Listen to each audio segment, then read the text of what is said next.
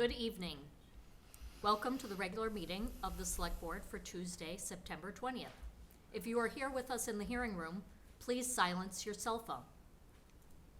I'd like to welcome Chaz to his very first meeting as our new town administrator. Do you want to say anything? Just thank you to everyone who's spoken to me, both part of town staff and people who live here. This is my 6th day on the job. I have already met a lot of you and heard from you over email, and it has been a pleasure to get to know you. So I hope to continue doing that. Thank you for your questions, your comments. The more I know, the more I can be of help to you and the board in affecting the board's vision. So thanks very much, and looking forward to continuing to work together. Excellent. And thank you for attending Brookline Day. It was a crash course in everyone in Brookline. That is an understatement. Any other announcements or updates from board members? Bernard first and then Miriam? Miriam is first. I'm going to ask you okay, to doesn't take a pause. I'm going to thank all of our 20 attendees for their patience and for their dedication to civic engagement. And then I will count us in. We will go live in 3, 2, 1. Good evening. Apologies. Welcome to the regular meeting of the Select Board for Tuesday, September 20th. If you are here with us in the hearing room, please silence your cell phones. Should we do announcements again? No, that's where we left off. That's where we left. Okay. Want to welcome Chaz Carey, our new town administrator, in case that was not made clear to our listening captive audience. Welcome. Thank you. And we will go to Miriam and then Bernard. Yeah. 85%. And then, I don't remember what I was Yeah. going to say. I think Okay, just go to we'll, Bernard. we'll go to Okay, Bernard. And you'll remember when I talk. Okay, thank you. I want to acknowledge the many emails we have received concerning the Pierce School project. As you know, I'm co-chair of the school building committee. what? And And I hear the pleas of residents, Yeah. including parents of Pierce children, who support the project and don't want further delays in getting it underway. My main concern, however, is assuming that the MSBA doesn't get tired of us and move to another community, is the additional cost of Yeah. waiting until May to put the debt exclusion on the ballot. Is he referring to Just, it? no, keep going. We are under tremendous pressure from the community, including from this board and the advisory committee, to cut the cost of the project to below $200 million, and we did that without significantly impacting the educational program. A May election will add more than $4 million to the cost, according to our project team. Where will we find that money?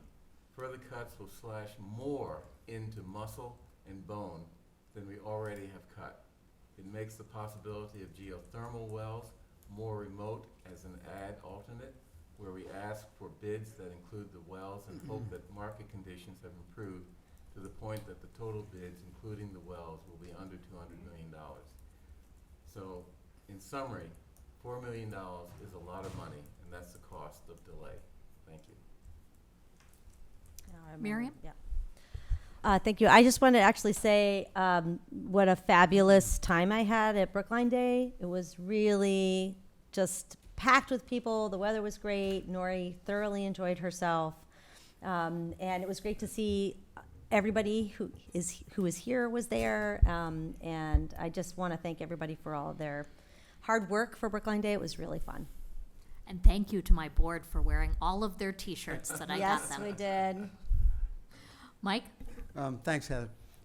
I think some viewers may know, some residents may know that we had a workshop, an off-site workshop for the select board, for the town administrator, and some of the senior town staff that I think went very well as a start. It was facilitated by Jeff Nutting, who was our temporary town clerk. And Jeff did a really good job of keeping us on time and on track. And then Chaz put together a list of okay, here are the things that we agreed that we needed to do. And we've actually gotten started, and I think the next town school partnership meeting will be a platform for getting some of these things moved forward. And then we will need undoubtedly a follow-up workshop that I think will probably aim for December. But I want to thank all my colleagues and tell the members of the public that if they want to tune into the town school partnership, they'll begin to see the fruits of that workshop. Great. John? Thank you very much. Just a terrific time this past weekend, celebrating both Porch Fest on Saturday and then, excuse me, Brookline Day on Sunday. And want to thank everybody who turned out. Thank all of our department people who pitched in to make the first Brookline Day at Coolidge Corner just a resounding success, an amazing success. It took a lot of effort, and I think it's given us a great, the success of it encourages us to think even more about events like that in the future, which I think would also be a great thing. And I'm going to mention one event that is actually occurring this very month. It's not a calendar month so much as the month from, excuse me, September 15th to October 15th, which is officially National Hispanic Heritage Month. So I just want to say that for the next 30 days or so, that's National Hispanic Heritage Month. To all of those who claim Hispanic heritage, it's a particularly important time of year, and it's filled with a lot of special events in the greater Boston area. The Boston Globe happened to have a pretty good piece summing up what the events are that are coming up in the next 30 days or so. So check out the Boston Globe, events at the Museum of Fine Arts, street events, film events, and more. And a particularly important month to acknowledge, I think. So I'm happy to acknowledge it here tonight.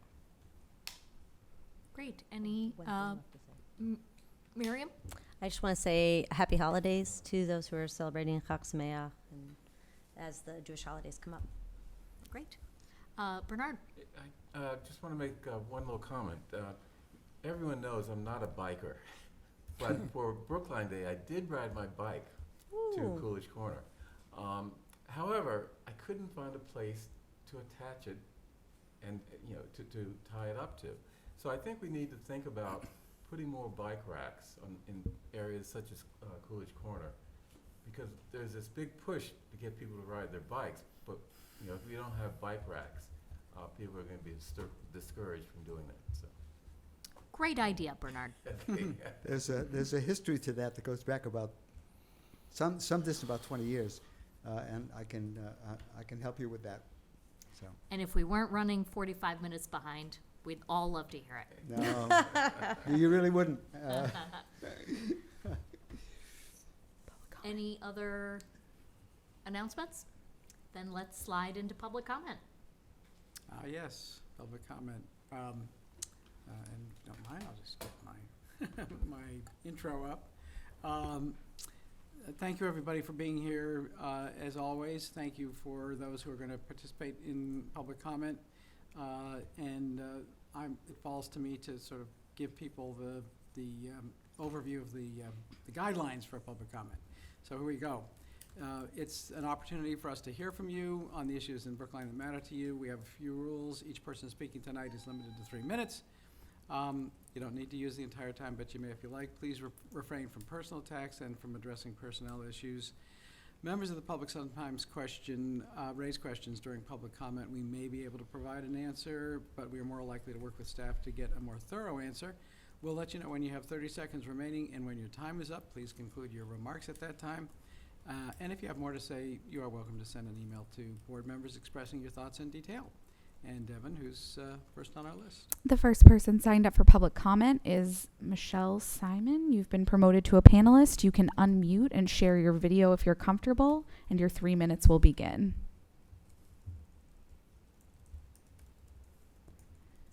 We cannot hear her. Derek. Hey, Michelle, I'm going to ask you to take a pause real quick. Thanks for your patience. I just heard that. Oh, Oh, try that try again. that again. Can you hear me? We can. We can. Okay. Hi. Thank you for hearing me out tonight and allowing me to come and speak. I'm a Pierce parent and a special education teacher in a neighboring community. I am really concerned that our school, our Pierce Elementary School, lacks the infrastructure to teach all students regardless of disability. Our children deserve a safe and healthy school building, and delays in the vote will impact the reopening of an accessible, inclusive school for our community. What message are we sending if we do not put this vote forward at the earliest possible date? It should be the highest priority to provide an inclusive, quality education for all members of our Pierce community. Thank you so much. Thank you. Thank you. The next person signed up for public comment is is Lisa Lisa Sears. Sears. I'm I'm promoting you to a panelist now. now.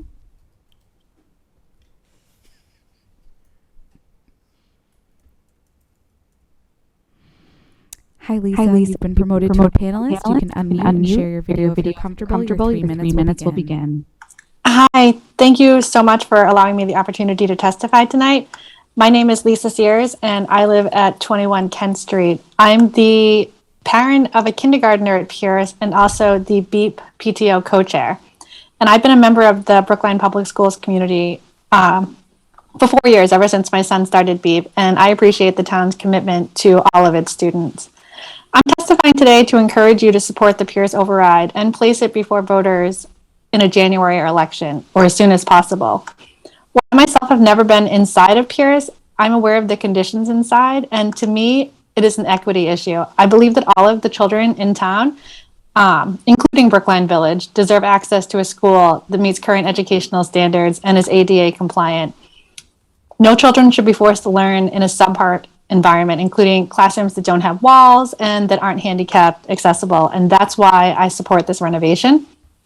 I hope that you'll join me in supporting this and voting to move it forward as soon as possible. Thank you.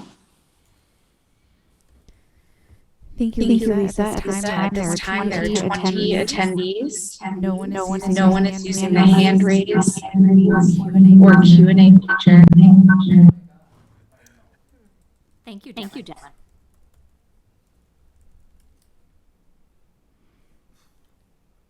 So we will go into miscellaneous. I will move approval of the meeting minutes from our September 13th meeting.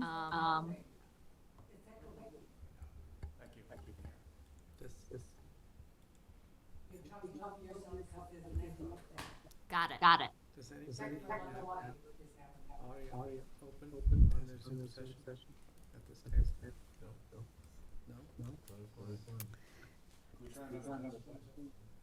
I'm testing. Testing.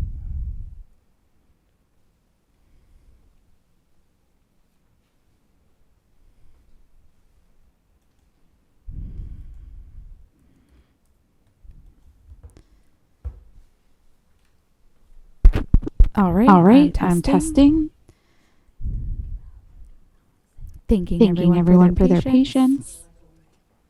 So sound in Zoom is fine, but sound in the room is echoing. Eric, just so you know. How do you want to proceed? Are you okay with a slight echo in the room?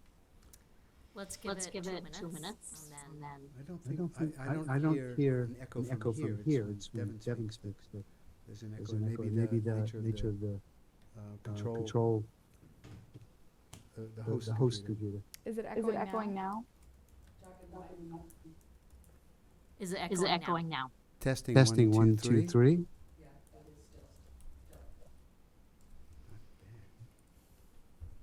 Is it echoing in the audience? Or whole audience? No. No. Let's go. So where is it echoing? Testing audio. Testing audio.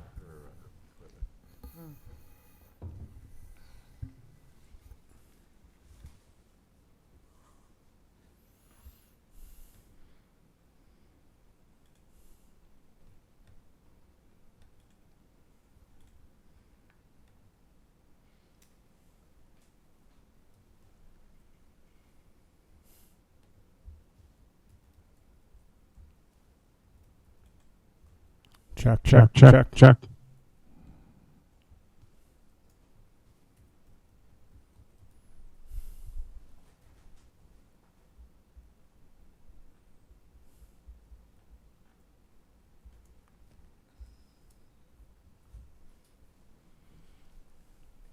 Check, check, check, check. There you go. Okay. Yay, thank you. Okay, anyone have any edits to the meeting minutes from September 13th? Seeing none, I will move approval of the meeting minutes from September 13th. All those in favor? Bernard? Aye. John? Aye. Miriam? Aye. Mike? Aye. And the chair votes aye. Then I'll move the rest of the miscellaneous agenda unless anyone objects. Bernard? Yeah, there's one item, I think it's 3C, which I think needs a little explanation, and I'd like to, Do you want to give that explanation right now? yes, okay, I'll be quick. So we're asking MSBA to extend our feasibility study agreement, which expires on October 15 with respect to the Pierce School building project. The extension is until their board meeting on December 21st, and that would give us 120 days to mid-April to have a successful debt exclusion vote and sign a project funding agreement. Scheduling a vote beyond April would require an additional extension by the MSBA of this agreement. Some people are confident that MSBA would give us that extension. I am not so confident they would. In any way, they definitely will not give us the $4 million plus that a delay probably will cost. But anyway, that's what's in the, or on the agenda, that feasibility study agreement extension, which can be signed by the town administrator. So. Thank you for that explanation, Bernard. I will move, let me read the miscellaneous agenda, and then I'll move for consent agenda. I move approval of the authorization to hire request for a community engagement assistant in the Department of Planning and Community Development, contingent on the Human Resources Board approval. I will move approving the extension of the feasibility study agreement letter and authorizing the town administrator to sign and send to the Massachusetts School Building Authority on behalf of the school, of the select board. I will move executing and approving authorization for a master lease purchase with KS State Bank with an annual cost of $363,750 over a 3-year period with a 3.872 interest rate. Wow, interest rates are rising.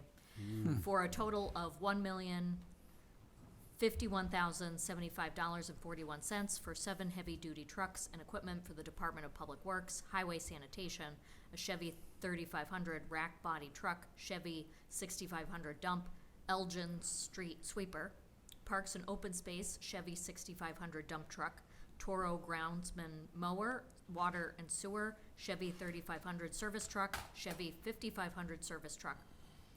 I will move approval of the appropriation transfer request within the planning department budget, $3,400 from permanent full-time to office furniture, and then a couple of temporary alcohol licenses, approving a temporary wine and malt beverage non-sales license to the Lars Anderson Auto Museum for Melanoma Gala to be held on September 23rd, 2022 from 5:30 p.m. to 10:30 p.m. at 15 Newton Street. 300 people are expected to attend with their sunscreen. Approving a temporary wine and malt beverage non-sales license to the Lars Anderson Auto Museum for a corporate tent dinner to be held on September 28th, 2022 from 5:30 p.m. to 9:30 p.m. at 15 Newton Street. 75 people are expected to attend. And then finally, approving a temporary wine and malt beverage non-sales license to the Lars Anderson Auto Museum for a corporate summer party to be held on September 30th, 2022 from 1 p.m. to 5 p.m. at 15 Newton Street. 200 people are expected to attend. Oh, apparently they couldn't find a summer date. All those in favor? Bernard? Aye. John? Aye. Miriam? You're on fire tonight. Aye. Punchy. Mike? Aye. And the chair votes aye. Okay, moving right along, do we have Chief Pastor? Oh, excellent. Good evening. Good evening. I almost expected to see you in your uniform. This is so unexpected. I'd like to keep you on your toes. So we have, I think, one promotion, a sergeant in the police department. Do you want to say a few words about that? Sure thing. As many of you might know, on August 22nd of this year, after 33 years of service, Sergeant Tom Ferris retired from our department, which created a vacancy.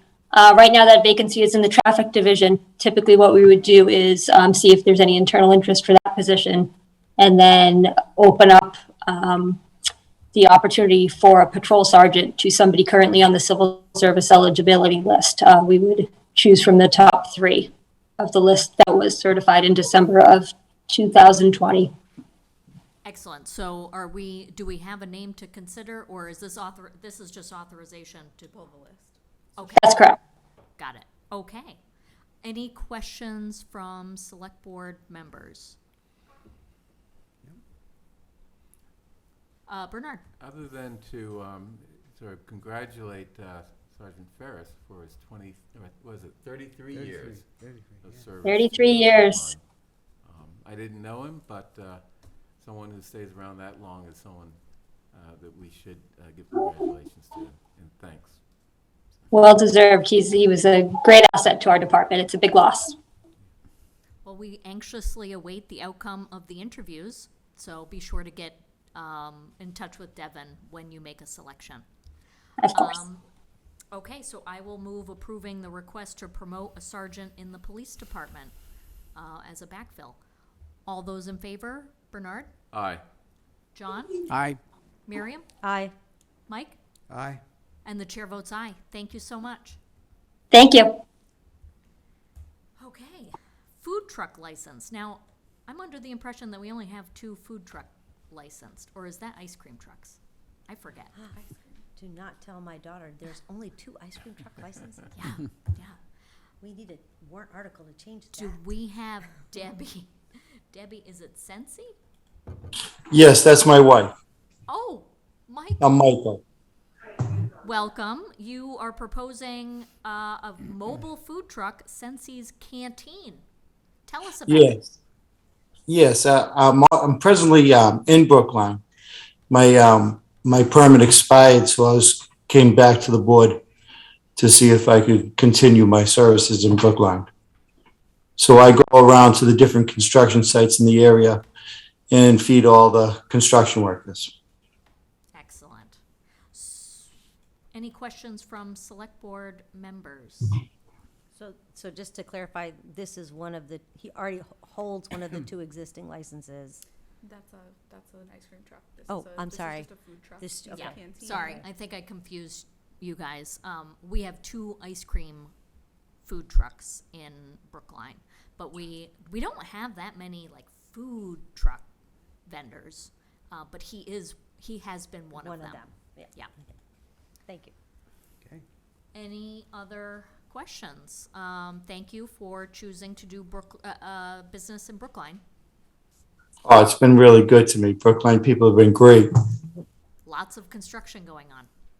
Lots of construction. And that school coming up too, I guess. Yeah, stay tuned. Stay tuned. Any other questions or discussion about this vendor license? I will move approval of the application for a mobile food truck, Sensi's Canteen. All those in favor? Bernard? Aye. John? Aye. Miriam? Aye. Mike? Aye. And the chair votes aye. Good luck. Thank you so much, the board, members of the board. I appreciate you being there tonight for us. Thank you for your patience. My pleasure. Number 7, change of manager has actually been withdrawn. So we go to a new common vic entertainment license. Alexandria is here. Alexander is here. Hi, can you hear me? Yes, we can. Excellent. So if you want to say a few words about what you're hoping we consider and approve here tonight, and also pronounce the name, of the French patisserie so that I don't butcher it? So it's Camus, which is very French name, I guess you could say. Um, so what we're hoping to do is open up a second location in Brookline. We opened up our first location in southern New Hampshire, and we've been looking around, trying to find a suitable place for this second location. And Brookline really stood out to us.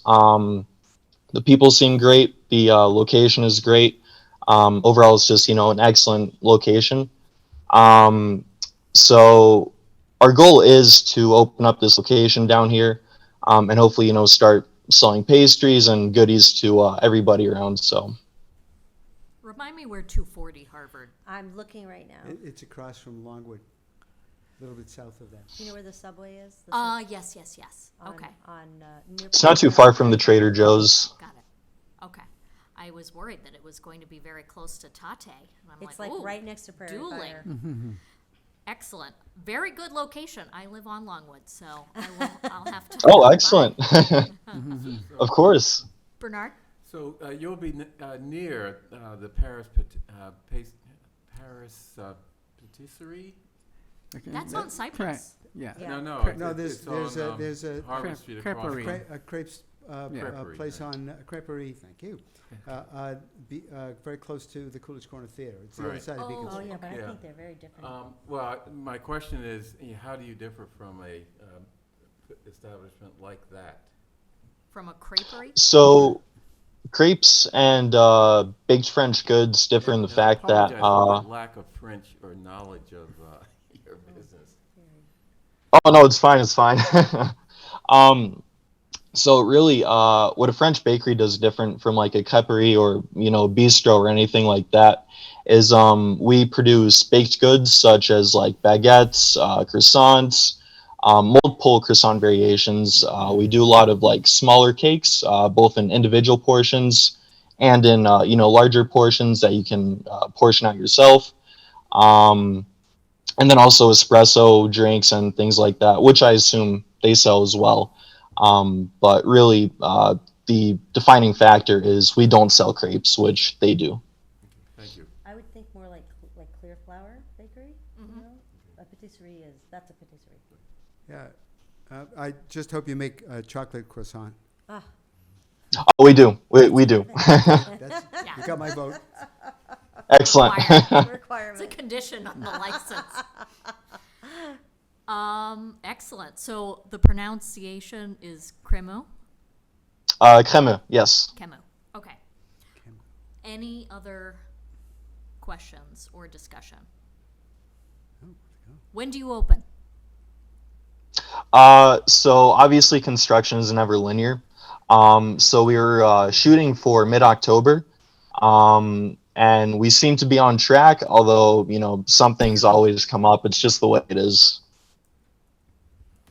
Excellent. Well, let's do our part. Let's vote on this.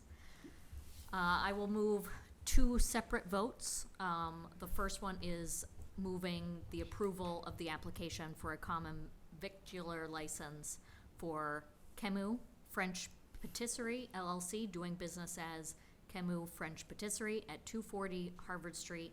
Hours of operation will be Wednesday through Sunday, 8 a.m. to 6 p.m. Seating will consist of 9 inside seats. All those in favor? Bernard? Aye. John? Aye. Miriam? Oui. Mike? Aye. And the chair votes aye. So I do have to interject really quickly. Yes, of course. About the seating, we are actually going to be raising the capacity just a little bit from 9 seats to 16 seats. So that would be one more chair at each table. So 4 chairs per 4 tables. So that's not what I have in the paperwork before me. So if you want to do that, Yep. you're going to have to get the sign-offs from the departments. So you could do Okay. conditional Okay. upon building department, health. Those are the two. Okay. So we can do a conditional vote that we would approve expanding the seating to, what was it, 16? Correct, yeah. As long as you get the approvals from health, the Department of Health and building Yep. departments. Okay, Okay? perfect. So let's take Yep. that as a separate vote to make it a little cleaner. All those in favor, Bernard, Aye. John, Aye. Miriam, Aye. Mike, Aye. and the chair votes aye. And then finally, I will move approval of the application for a new entertainment license, Camus French Patisserie LLC, doing business as Camus French Patisserie at 240 Harvard Street. Entertainment will consist of recorded music Wednesday through Sunday, 8 a.m. to 6 p.m. All those in favor, Bernard, Aye. John, Aye. Miriam, Aye. Mike, Aye. and the chair votes aye. Best of luck. Thanks so much. Look forward to treating you guys to some coffee and pastries.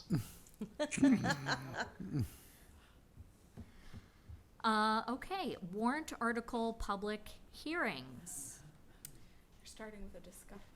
You're starting with a discussion on the Which boards. ones we want to take up? Unless you want to move the hearings up, but I mean, we don't have any external petitioners here, so Okay. however you want to take the discussion is up to you. Is there a way that you could put the list of the warrant articles The up index? for Yeah. us? Or put the link. Yeah, let me in the see. link. Yeah. Thank you, good idea. So from what I remember, which feels like forever ago now, the rule of thumb that we used last time was anything that our town departments were sponsoring, we would take a position on. Anything that was controversial that affected, town departments, we would take a position on. And there was a third one. We left out trade with Cuba under that. What about resolutions versus warrant articles? Well, what about bylaw changes? Got to take a position on that, right? I mean, I'm open to like what kind of criteria we want to use. Well, the other, Melissa's here, so she can. Oh yeah, Melissa, do you remember the criteria that we used last time? I was gonna say, I went to look at the. So I believe that we last time basically used anything that the board sponsored, anything that was a bylaw change, and then zoning bylaws. I can pull up the index, or I have in the directory kind of a listing of the articles, and that might be the easier way, as long as it comes up on the screen clear enough. I would need to be able to share my screen though. And then the catch-all was if one of us felt very strongly about a particular warrant article and wanted us to take it up, we would, move it in. the other possible approach to slimming down the workload, and also, to giving town meeting its sort of giving town meeting its head to do what it wants, is to refrain from advice on resolutions. Yeah, I think the way to approach it this time is to, let's kind of strike out what we know we don't want to take up and then back into what Okay. that leaves us with. So I would prefer us not to weigh in on resolutions. I would prefer us not to weigh in on things that I don't think are going to be that controversial at town meeting, that should sail through. And there are a couple of warrant articles where I feel like town meeting has already weighed in on this, or the select board has already weighed in on this particular issue. So I could go either way about whether or not we want to take a position.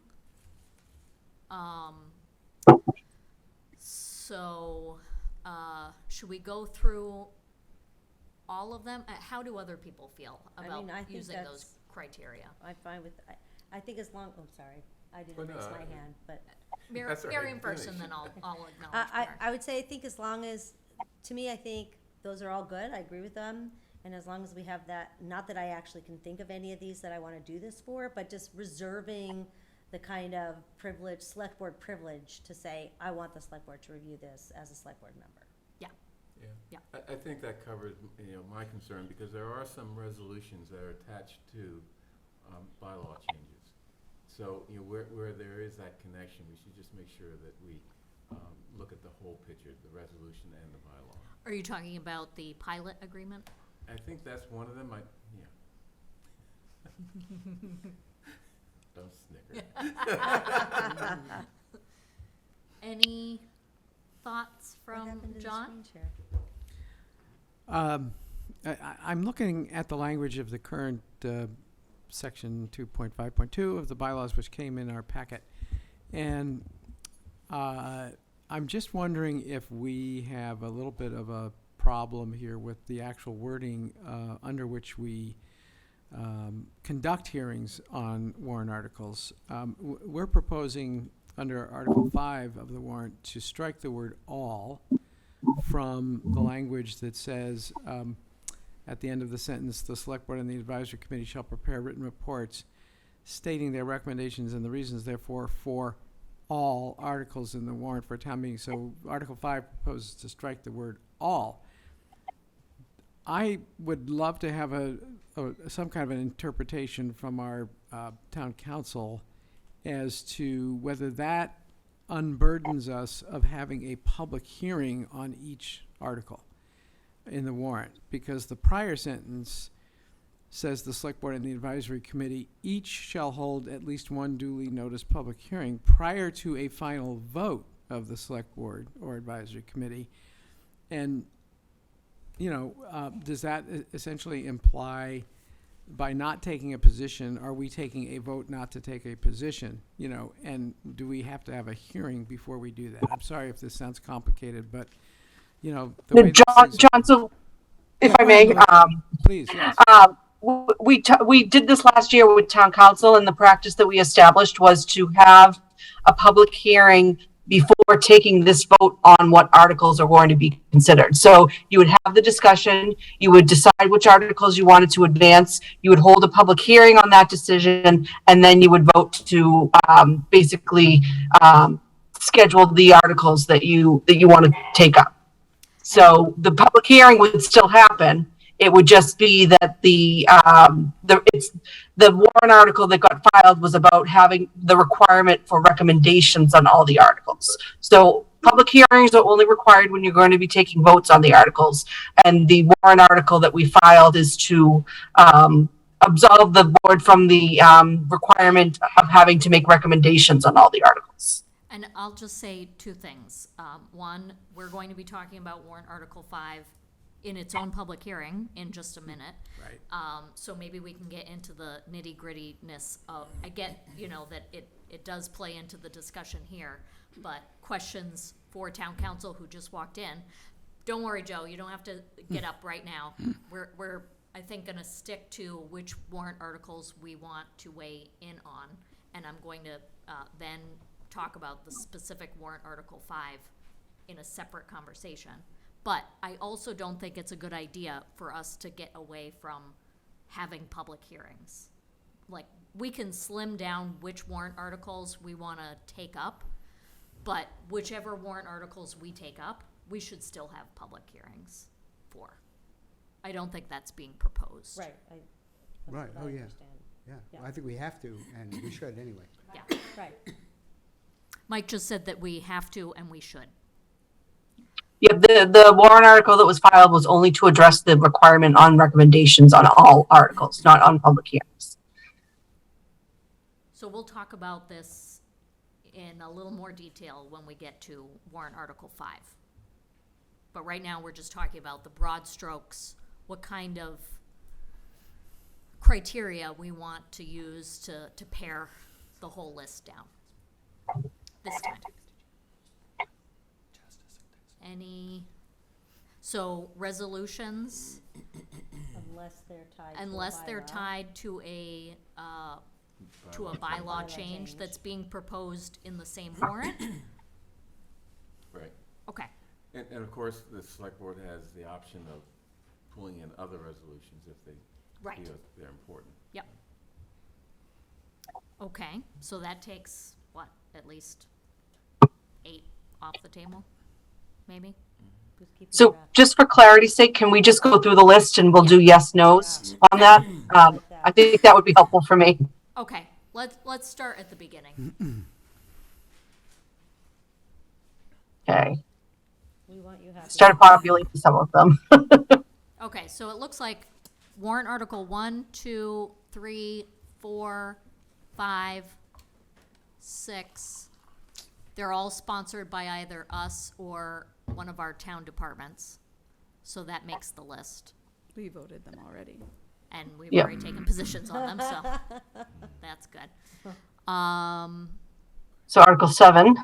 Article 7, this has come up at town meeting before, but it does impact our staff, or does it impact the town clerk's staff more so? Both. Both. Yeah, everybody. Okay. I feel like we should probably weigh in on this particular warrant article. Is it my computer or is there something funny with how this is showing up? This one is about publishing and distributing hard copies of certain reports. Yeah. No, I'm having some.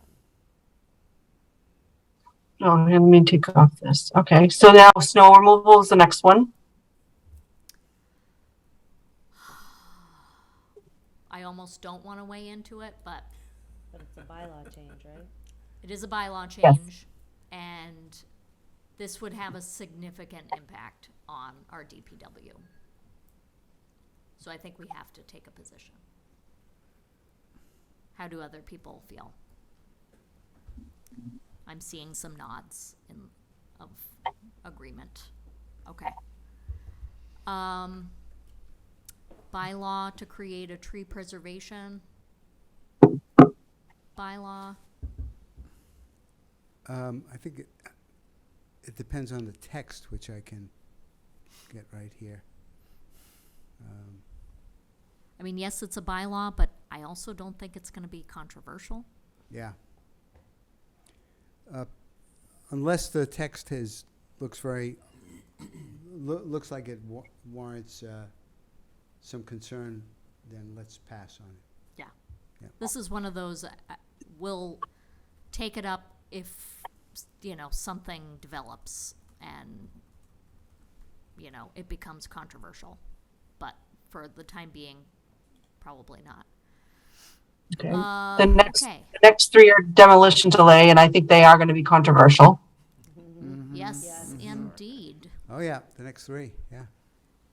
So are those yeses for the next three? I would say yes. Yeah. Yes. Yeah, they're all related. I They- mean, we you can know, take them all together. Yeah, I would take them imagine. together. I think that's the way the moderator will probably do it Yeah. at town meeting. Okay, and then pilot agreements, we should probably weigh in on that, since that's our domain.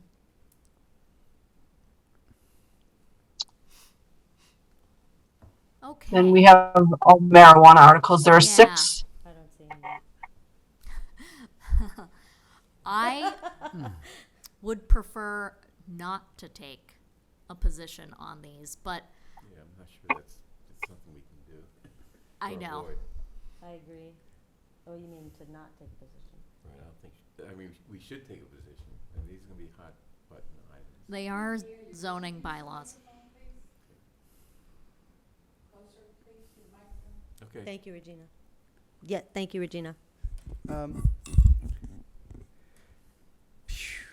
I don't know that they're going to be that controversial. There's a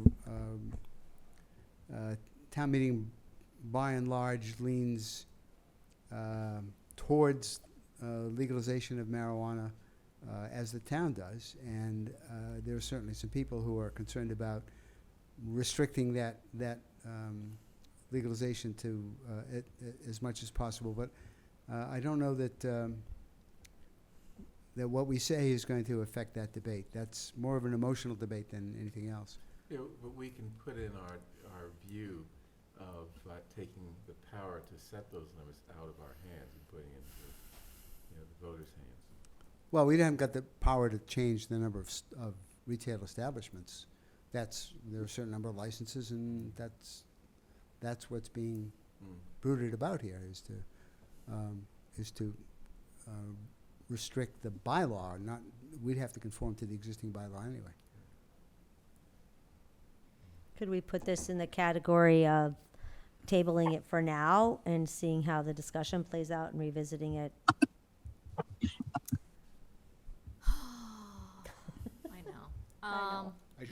If I recall correctly, isn't there a committee that has been assigned to this issue that is still pending a report? Yes, however, I did speak to the chair of that committee, and he said that he didn't view capping the number of licenses as part of their charge. So, I kind of think that Bernard is right. We do All right. have to take a position, but I don't want to spend too much time on it, so if we can maybe do it earlier on our schedule. I'll check in with the petitioner. Okay, thank you very much. So it's clear that Chaz was paying attention at last town meeting.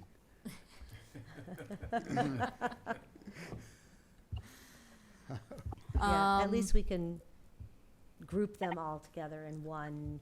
One hearing. It's all the same Yeah. petitioners, Yeah. so one Yeah, hearing one for hearing. all of them. You know, it's funny, licensing has become my least favorite part of the select board, but we also should protect our authority on licensing. Yep. The next 9 are home rule petitions from Ziab and Jesse Gray. So this may be a little controversial, but what if we don't take a position on these? I don't think that they're gonna be particularly controversial at town meeting. I agree. Other people's thoughts? Well, may I? Yeah, of course, John. I think we should take a position on them. 27 we do.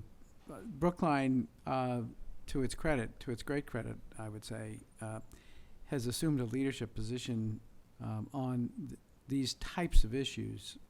And I don't want anybody to misinterpret, that we're not taking a position on these as a sudden waning of enthusiasm. I'm inspired, frankly, by the work that's been done, and I'll take the opportunity right now to thank the authors of these, and to thank the Zero Emissions Advisory Board for taking them up and for recommending them to town meeting. And I don't think it'll take too much time for us to just consider them as a all at once, and to forward them to the legislature with our enthusiastic support. But we have to take a position if we're going to do that. So I'll just point this out. I assume that these will pass at town meeting. That will then trigger a home rule petition that will come from this board. And we can use very enthusiastic language when we draft that letter. The thing that I'm a little worried about is we've got about 7, I would be open to the zoning bylaw one.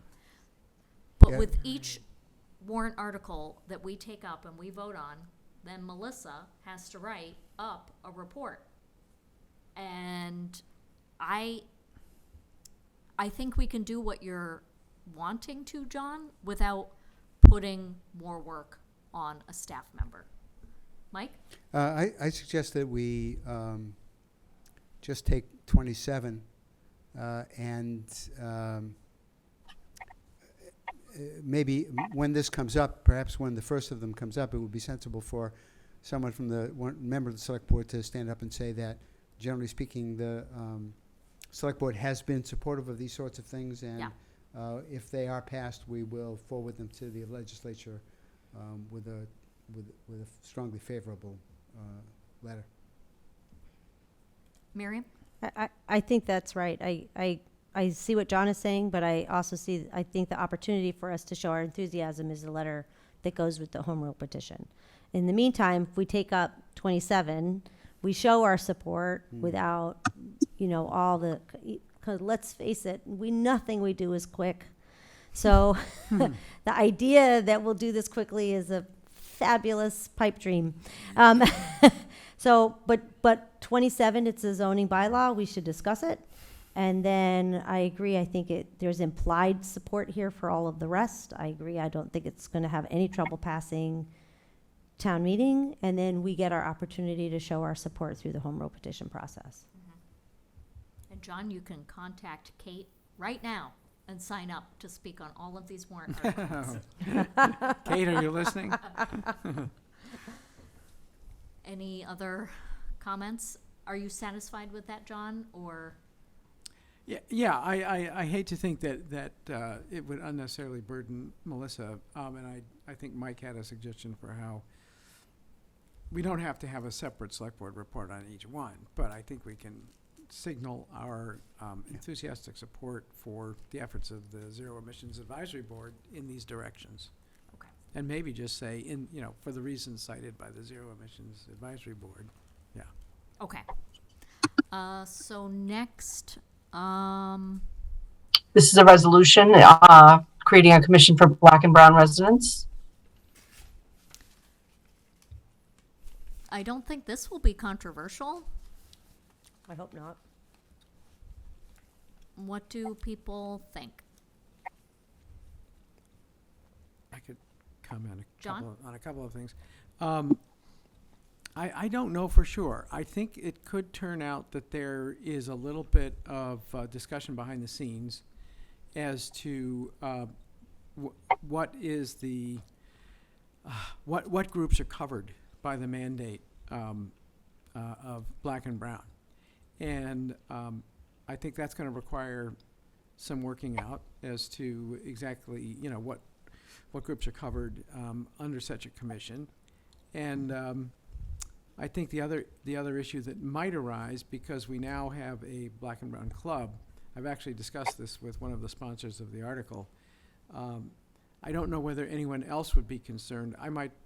Myself might be a little bit concerned that there would be confusion between what is the Black and Brown Club, which has now gotten some ARPA funding, and what is the Black and Brown Commission.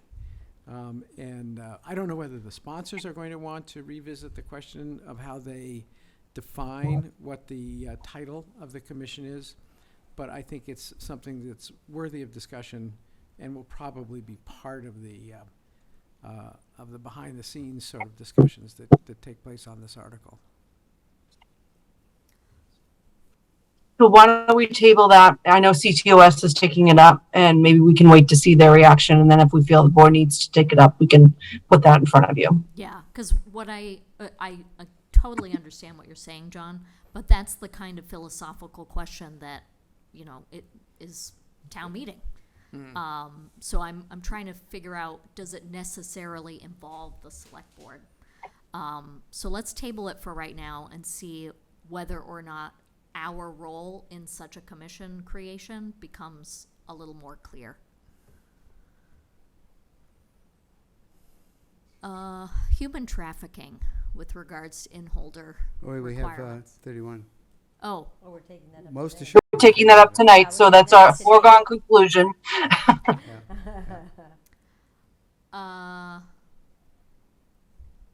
It is a bylaw.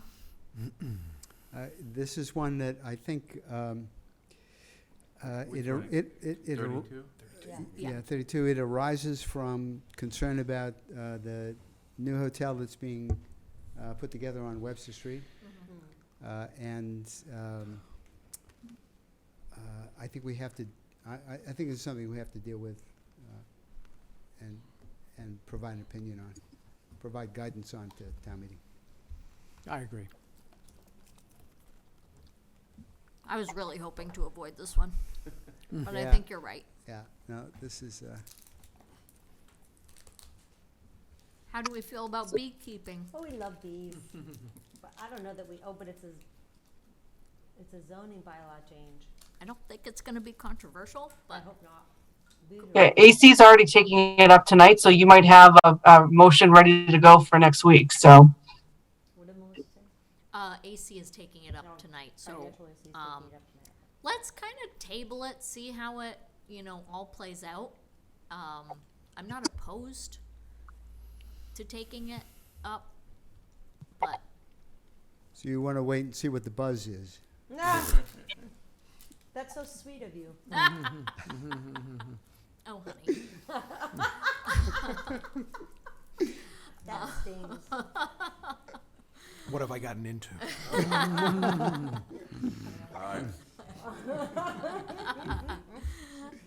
Okay, so, okay, the bylaws relating to town meeting members with financial interests. I really don't want us to get involved in town meeting business and how they want to conduct themselves, but how do other people feel?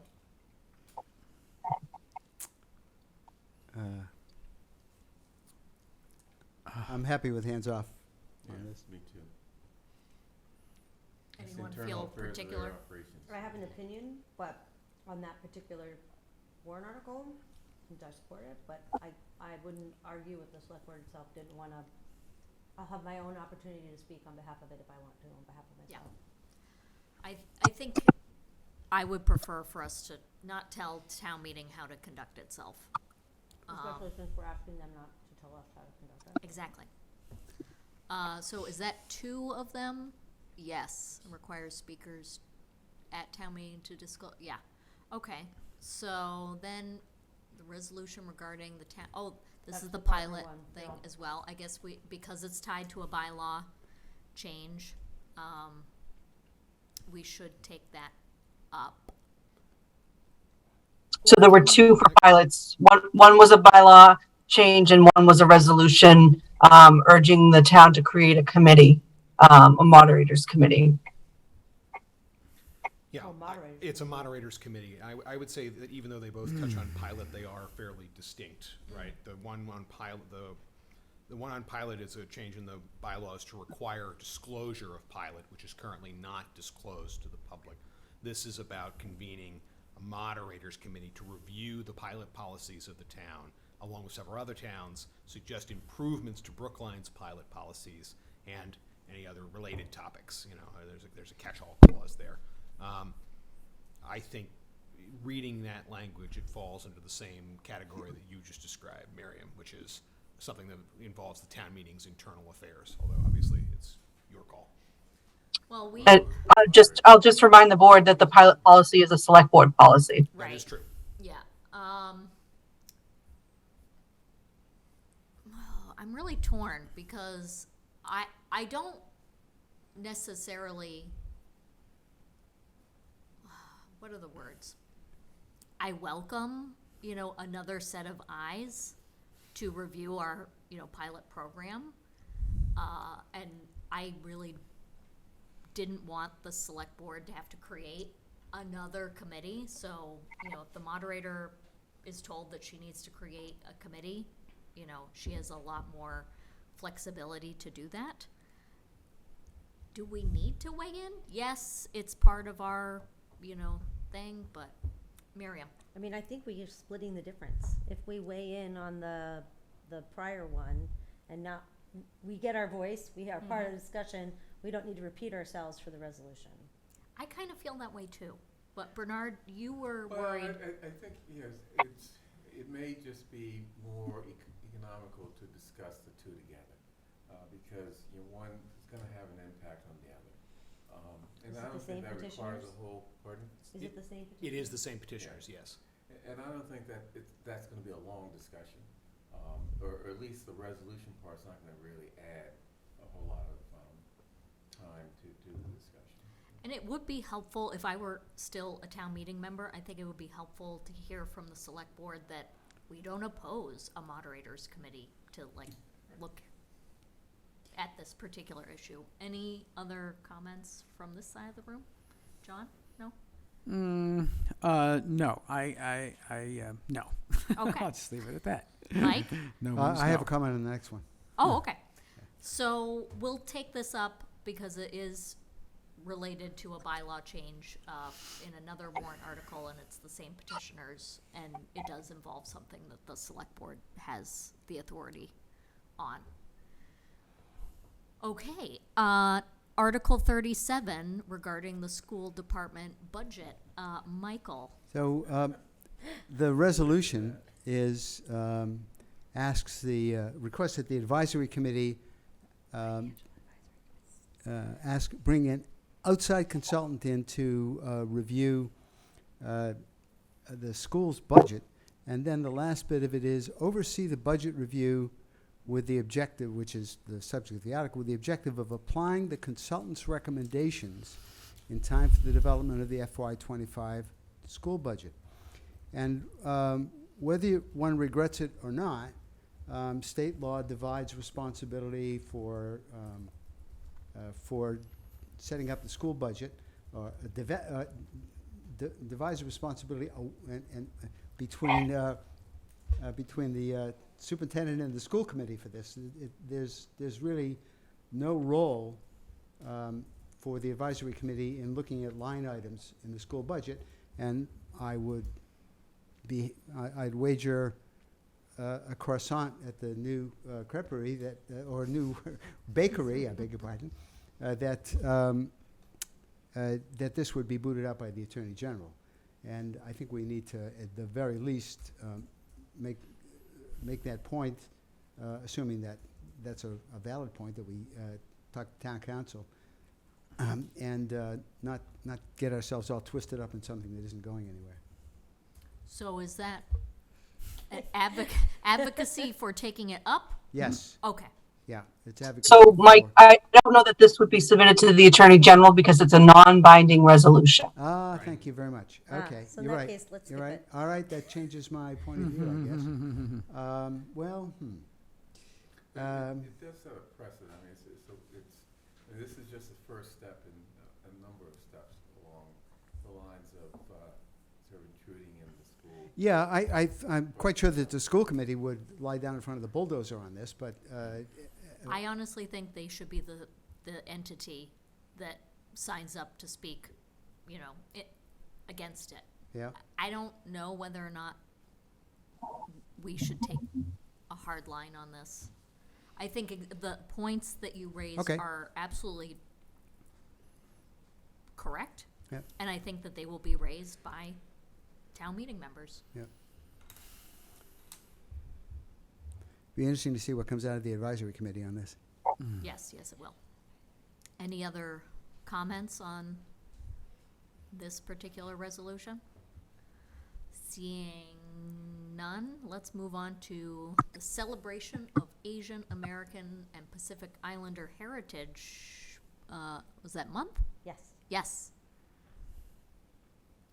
I hope this is not controversial. I hope it is not controversial as well.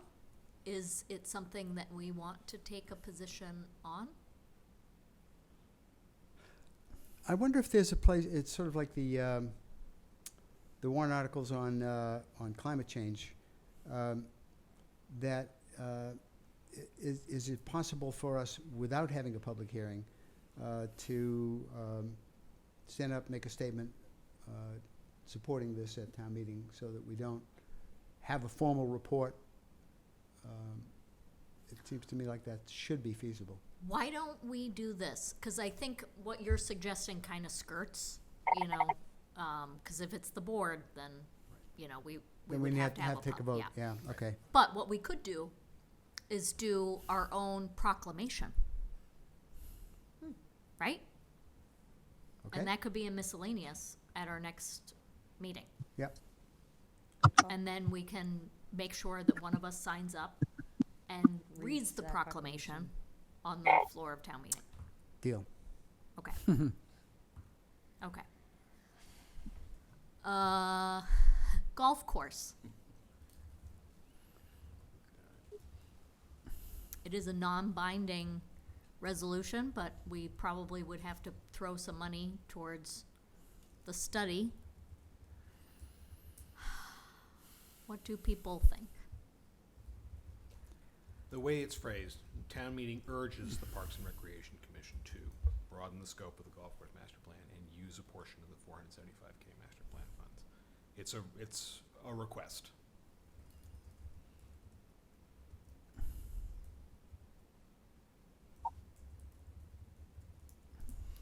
I guess I would like to have the opportunity to have Lee Jackson or whoever is in charge of the golf course to explain to town meeting the benefits we receive from the golf course, because I think there's a feeling in town that this is really a waste of money. It's costing us when it's not.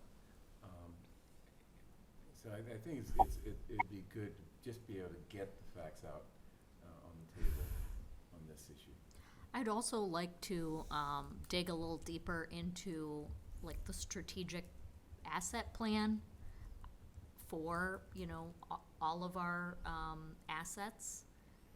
I assume that we have done a lot of stuff concerning, like, how can we increase usage or, fees or, whatever when it comes to the golf course or other town property. So I think that would be a worthwhile conversation to engage with staff about. Any other comments, John? I think this article is, one that everybody's going to basically decide on their own sort of basis of how they feel about golf, how they feel about this article.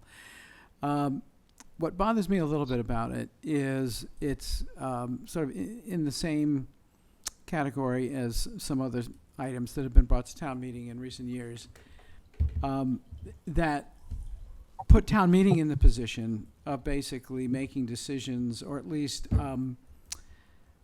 taking part in the decision-making process on, for example, in this case, the use of a town asset, the golf course, which is actually already assigned to the Park and Rec Commission. And there actually is ongoing right now by CTOS and in particular Dick Benka, a very thorough review of the somewhat murky situation that exists vis-a-vis the lines of authority over parks and recreation that are tied to the circumstance that there is a separate Park and Recreation Commission, and there is a director of parks, and then there is a DPW, there's a director of recreation, and then there's a DPW that has authority over parks. And all of this is being sort of looked at in this review by CTOS. But the bottom line of it is we need to get clarification as to the decision-making authority of the Park and Rec Commission over something like the golf course. And if they are already embarked on a master plan process for the future of a 18-hole golf course, and we have assigned to Park and Rec Commission the authority to make that decision, what happens when town meeting starts basically going in the direction of, I'm not saying this would go so far as to, but going in the direction of trying to question and redirect the decision already made by the Park and Rec Commission. That's the part of this that bothers me, and I do think it requires some consideration and some discussion by the Select Board with the help of our town council and with the help of CTOS, frankly, and the work that they're doing on all of the statutes and the history of the statutes that govern who actually makes decisions about things like the golf course. Okay, so I'm hearing that we should take it up, but we'd like other boards to kind of weigh in first. So this will kind of go towards the end. So I assume that would be the case for number 40 as well. Similar I would prefer us not to take that up. We've agree. already been there, and it's a resolution. But what do other people think? I'm fine with that.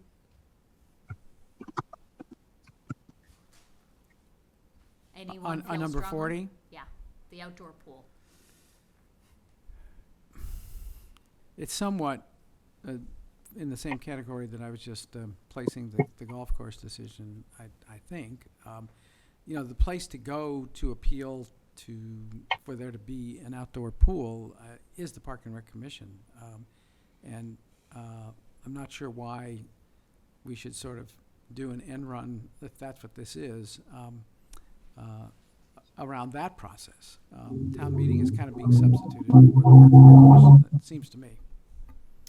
Yes, the difference between 39 and 40 from my perspective is that the golf course already exists. And I think there's a lot of misinformation or lack of understanding of what we're already doing and what the Parks and Recreation Commission has the authority to do. Whereas this is to study something that is going to cost a lot of money, and as you put it, kind of an end run around our capital investment plan. So, town meeting has already weighed in on this. So have we. Nothing has changed.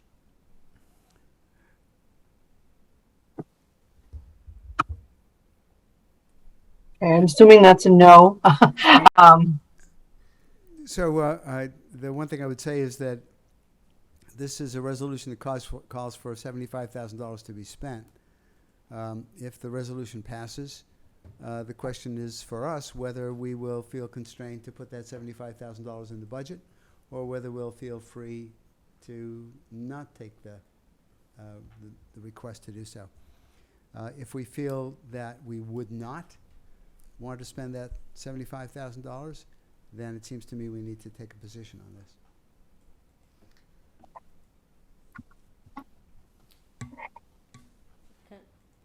Miriam? Why? I mean, can't we then discuss it after After the fact. after the fact? Okay. All right. It's not a, you know, it is a small dent in the budget if it's incorporated into the Parks and Rec budget. I just feel like, why have the discussion if we don't have to have the If discussion? we, okay, all right. Right, if it doesn't Yeah. pass, then we don't have to have the discussion, and if it does pass, then Then we have to deal then with we it. have the discussion. Fair enough. Yeah, Okay. Mike, I usually do a recap. I usually do a recap memo at the end after town meeting so that the board is aware of what obligations come out of town meeting. So that would be a good point for that discussion. I haven't really looked at 41 too closely, so I'm not sure what it's trying to do. But it's Melissa, also another. Before we move on, Chaz wanted to say something. Oh, no, it's okay. Sure, I can't see faces. It's Yeah, too far away. Sorry. It's okay, no worries. And I don't want to cut you off. But just quickly on this, Mike, to answer your question, I'm happy to get town council's opinion on this if you'd like. But my layperson's reading of this is, now therefore be it resolved, the town meeting calls for a long overdue feasibility study for the development of, and be it further resolved that the $75,000 for the cost of the study shall be included. So as I read those in conjunction together, it says that if you are to follow the resolution, if you were to follow the resolution's guidance Yeah. and call for, and adopt that call for the study, then you would potentially be looking at something more like, okay, if this, then that. That's how I read that. Okay. We're happy to get town council's opinion on that, and we can see what's going on. I don't think there's any point to belaboring the, no point to belaboring the point. It's fine. Yeah. Okay, moving on to 41. So I haven't read this one, so I'm not sure exactly what it's trying to do, but it's also a non-binding resolution. Yeah. Well, it calls on the, it calls for the creation of an Affordable Housing Overlay District Study Committee. Select Board Study Committee, does it say? Yes, the select board will create and charge an Affordable Housing Overlay District Study Committee. Maybe it's my old age, but I really am starting to become very opposed to putting together study committees that are not being driven by select board Or town departments. or town departments. Do we know?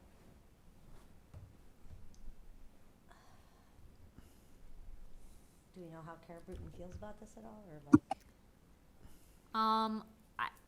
I don't really want to put her in the position of having to defend whether or not she can staff this committee or whether she's supportive. Right. I think, you know, if pressed, she would say, of course, like whatever Right. the board wants to do, I will do Yeah. whatever you want me to do.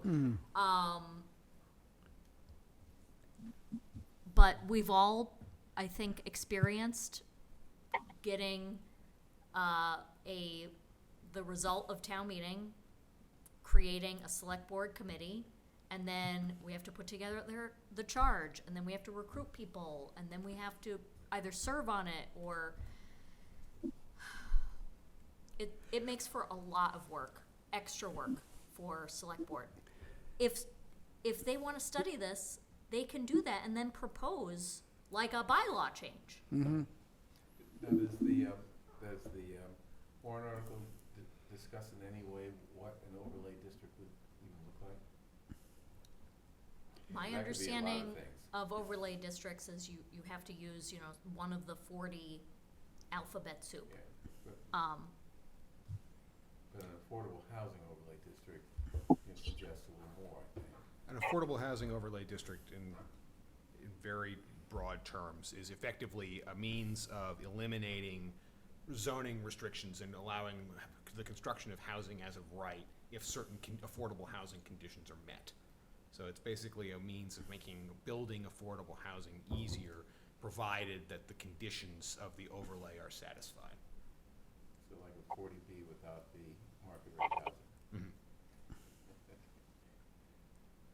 Right, Cambridge has what they call 100% affordable housing overlay district, in which if 100% of the housing being constructed, either for rental or sale, falls within a set margin of area median income, then certain restrictions are removed, and it is permitted as of right.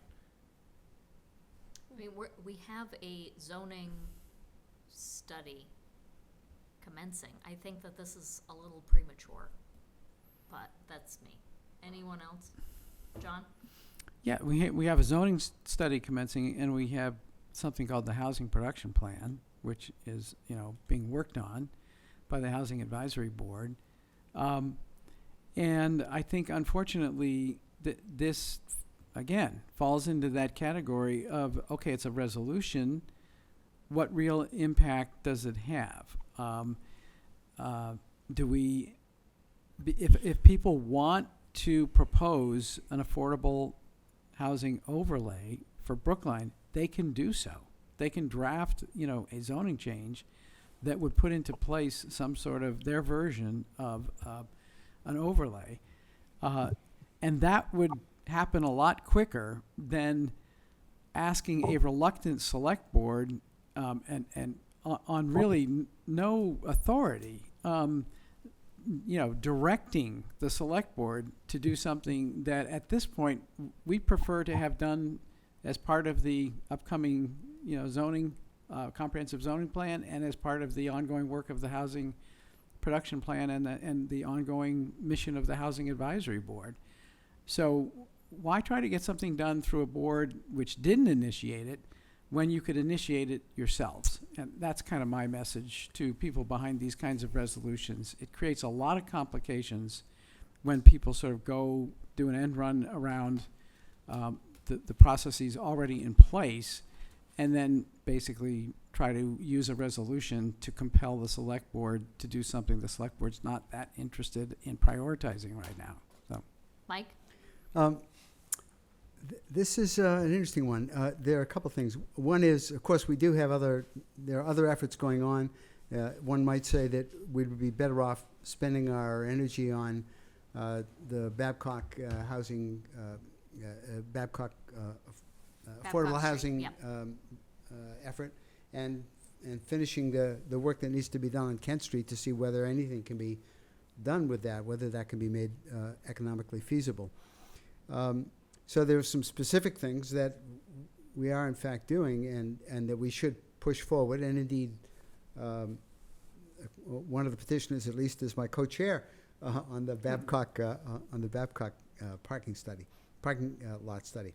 So I think that it's better to put energy into something that's specific.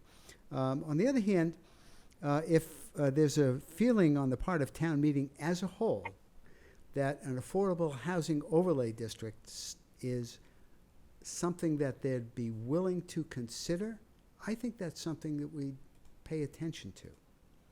I'm not sure the town meeting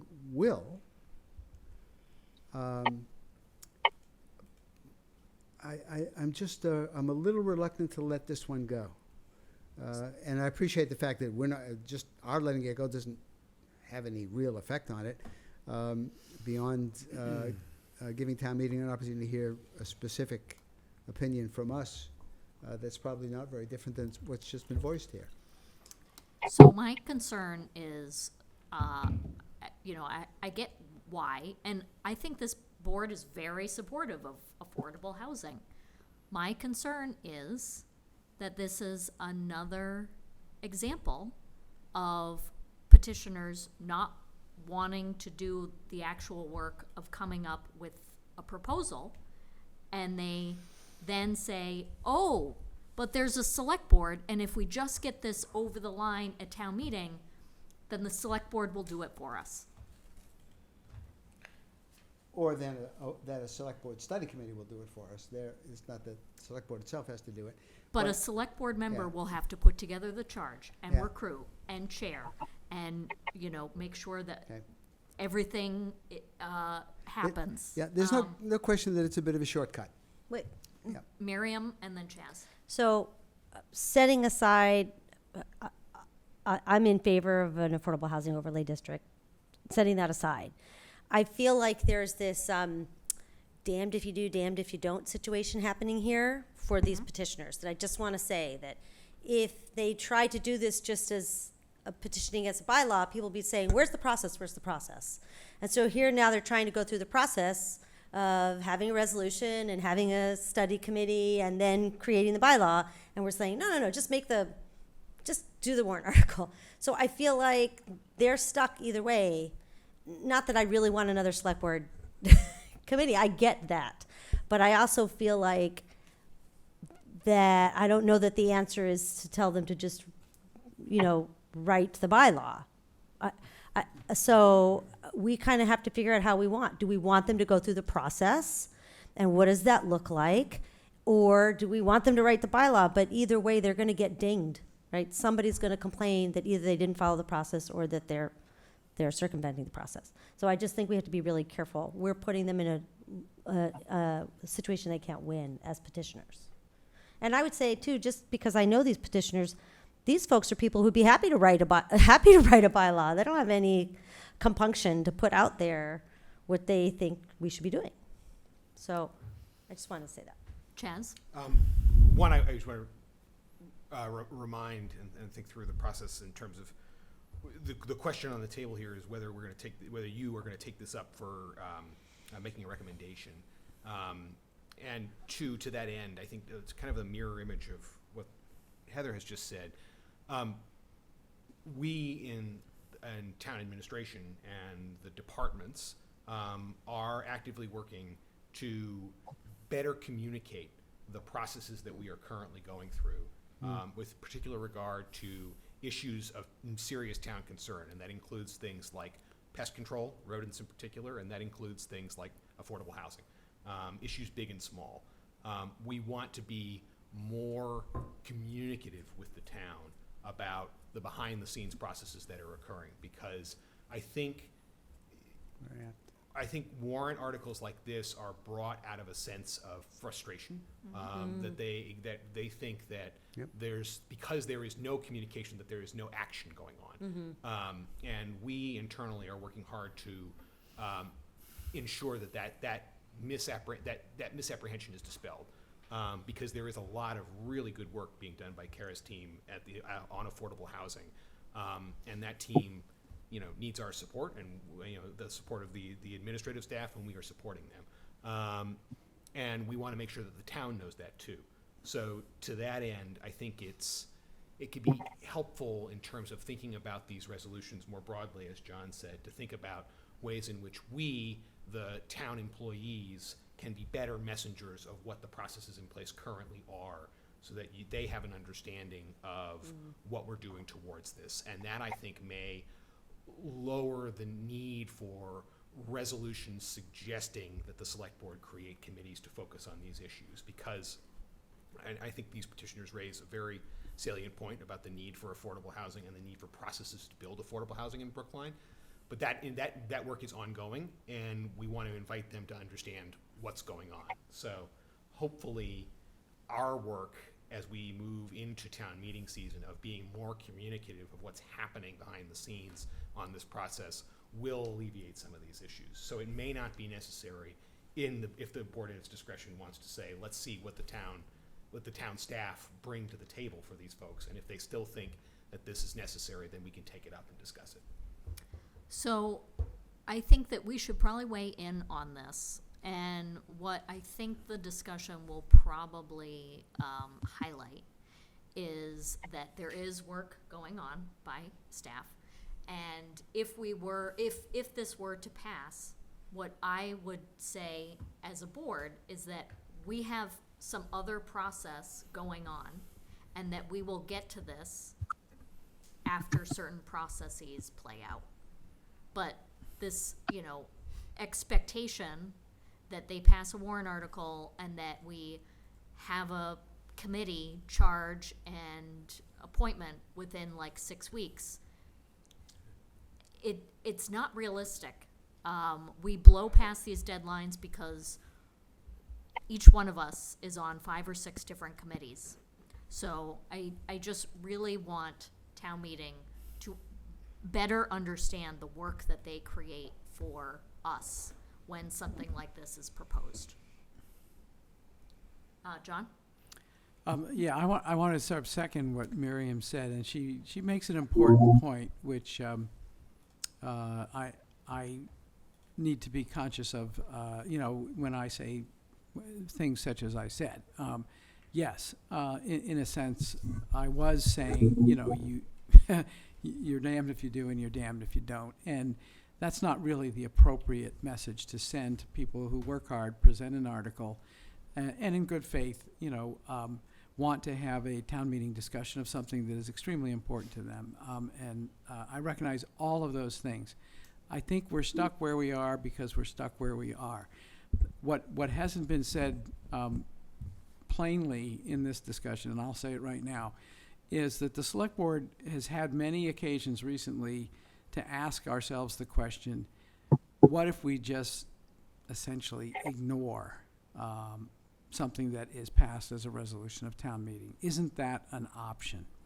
And I don't like being put into the position where at some point in the future, the only option that I find acceptable is to simply ignore something that has been adopted by town meeting as a resolution.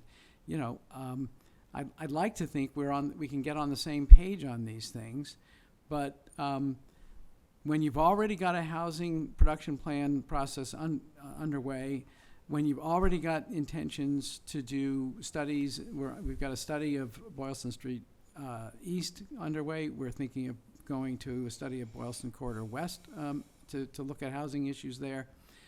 When you've already got town meeting the year before, or the town meeting before, adopting a plan for there to be a comprehensive plan, at some point, if people then keep piling on to all of those things, yet another committee to go off in yet another direction, studying the same thing but under a slightly different, with a slightly different goal, eventually your select board will have to say, we just don't agree that this is something we should prioritize right now because we've got too many other things that you already asked us to prioritize before this. And I don't feel comfortable that we might arrive at that, but that's kind of why I'm saying, yeah, as difficult as it is to hear that this isn't a good approach, and sometimes just proposing a warrant article or a zoning change that hasn't been thoroughly vetted and doesn't come from a place of careful study and preparation, that also isn't a very good approach. But that is the reality of the situation we're in right now. These are complicated issues. It took Cambridge 10 years to come up with their affordable housing overlay. I'm not sure we're ready to launch another 10-year effort right now when we're spread so thin with these efforts that are already underway. Mike?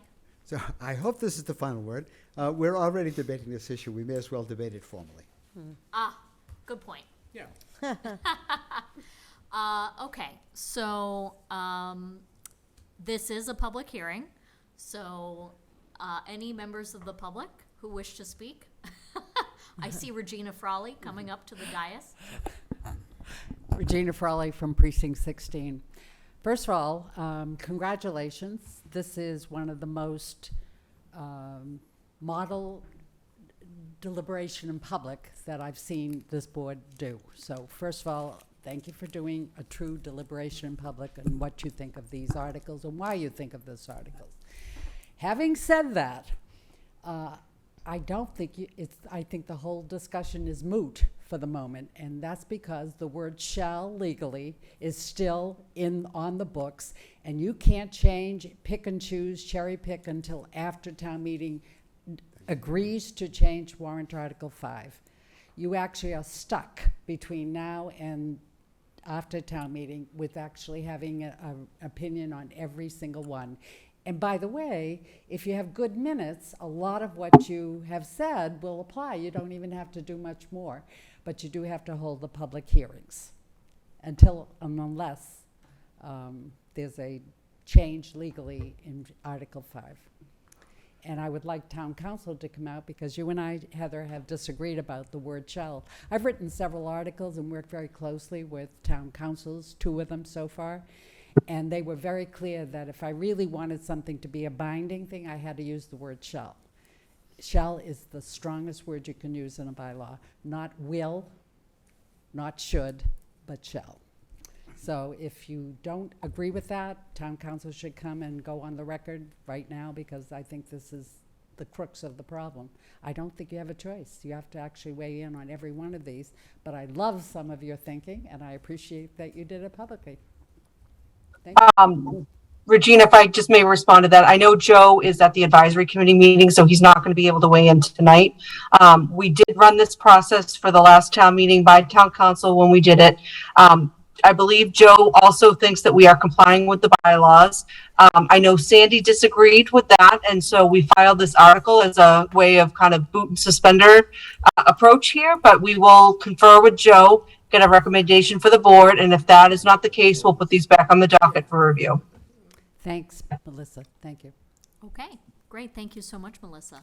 Any other members of the public? At this time, there are 7 attendees. No one has used the hand raise or Q&A feature to indicate they'd like to make a comment. What, with this riveting conversation? People are missing out. I just want to point out more people were attending when they couldn't hear anything from the meeting. Okay, so I hesitate to close the public hearing. You can, because technically that was the public hearing on Right. your On our and then we'll open up again for 5 and Yeah. the subsequent. I'm gonna leave you for those articles because I have to jump into AC, but Devin and Devin's able to help you navigate the next few articles. Okay, thank you so much, Melissa, and best of luck with the AC. Thank you. With the financial AC. Okay, so I will close the public hearing. How do people feel about voting? It was 25 articles that you had determined, Yes. Yeah. and we have those documented. I'm comfortable voting. Yeah, I'm comfortable. Okay, so I will propose that we vote on the warrant articles that we decided to take a position on as documented by Melissa Goff during this board meeting tonight. Any questions or comments before I call the roll? If I may, John. just because I worry that some people might misunderstand what we're doing. We're not voting up or down on any articles except on the notion of only taking a position on 25 articles specifically and not all articles. But this is not a vote up or down on any of them substantively. Yeah, It's which articles we will want to take up right. at future meetings, including this one. Okay, all those in favor, Bernard, Aye. John, Aye. Miriam, Aye. Mike, Aye. and the chair votes aye. I'm gonna step away for a bio break. Actually, can we do that? Maybe like a 2-minute bio break, then we'll reconvene. So there's been a proposal to take these out of order. So we will be discussing warrant article 31 first. Are you ready, Bernard? I am. Excellent. Thank you for your flexibility. Is that in the updated agenda? Because that's not here. We're taking up warrant articles 5, 8, and 31 tonight. It says 35. No, it says Oh, 31. that's a mistake. It originally was 35, and then we renumbered it. That's what I meant about the adjusted. Oh, it's 31 in the one I'm looking at. Second agenda, I think. Okay. I did not. Ready? Mm-hmm. Okay. Low, Regina. The microphone is very low, so I have to bend over. in order to Bernard, you're talk very into it. tall. That's the. No, I'm not sure I want to do that. If you actually straighten it up more, it might come closer to your mic. But I got it at high volume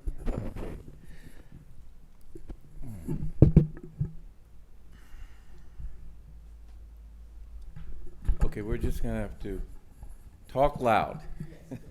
Okay, good evening. I'm Bernard Green, member of the Select Board, and one of the petitioners of Warrant Article 31. I was also the primary drafter of that article. Let me start by saying that a town like Brookline really needs a sensible and effective process for residents and others to use to resolve complaints concerning discriminatory treatment based on their status as a member of a Brookline protected class. Now, the term Brookline protected class is very broad and could include pretty much anyone, which is appropriate because we are not just interested in addressing traditional forms of discrimination, but also other conflicts between people that can disrupt the harmony of the community and lead to more serious discriminatory acts. The purpose of this warrant article is to establish that so-called sensible and effective process for filing complaints. So warrant article 31 will provide a forum to informally resolve relatively minor complaints, including abusive behavior or casual, isolated discriminatory acts that makes living together in a community difficult, and provide a means to assist complainants in identifying and taking more serious complaints to the appropriate state or federal civil rights or law enforcement agencies if they cannot be resolved locally.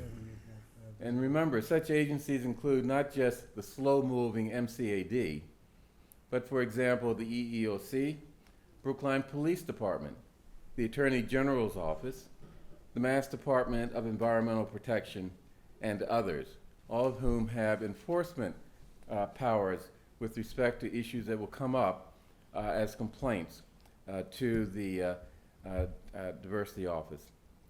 My reason for drafting this warrant article is related to the importance of a good town complaint process to do the above things. This spring town meeting found that the previous attempt to set up a complaint process, warrant articles 12 and 13, had multiple problems, and town meeting referred those articles back to the commission to fix. Unfortunately, nothing was fixed. And I'm going to be careful saying this, but I listened to the video of the June 15 meeting of the commission and was actually pretty dismayed by the angry tone of the commissioners towards town meeting and seemed anyone else who disagreed with their thinking. They showed an unwillingness to move forward with a revised complaint process that would be acceptable to town meeting. So I filed Article 2031. It will replace the complaint process that is now a part of the bylaw that we set in place by warrant Article 24 of the 2019 special town meeting. That process is workable, but not ideal.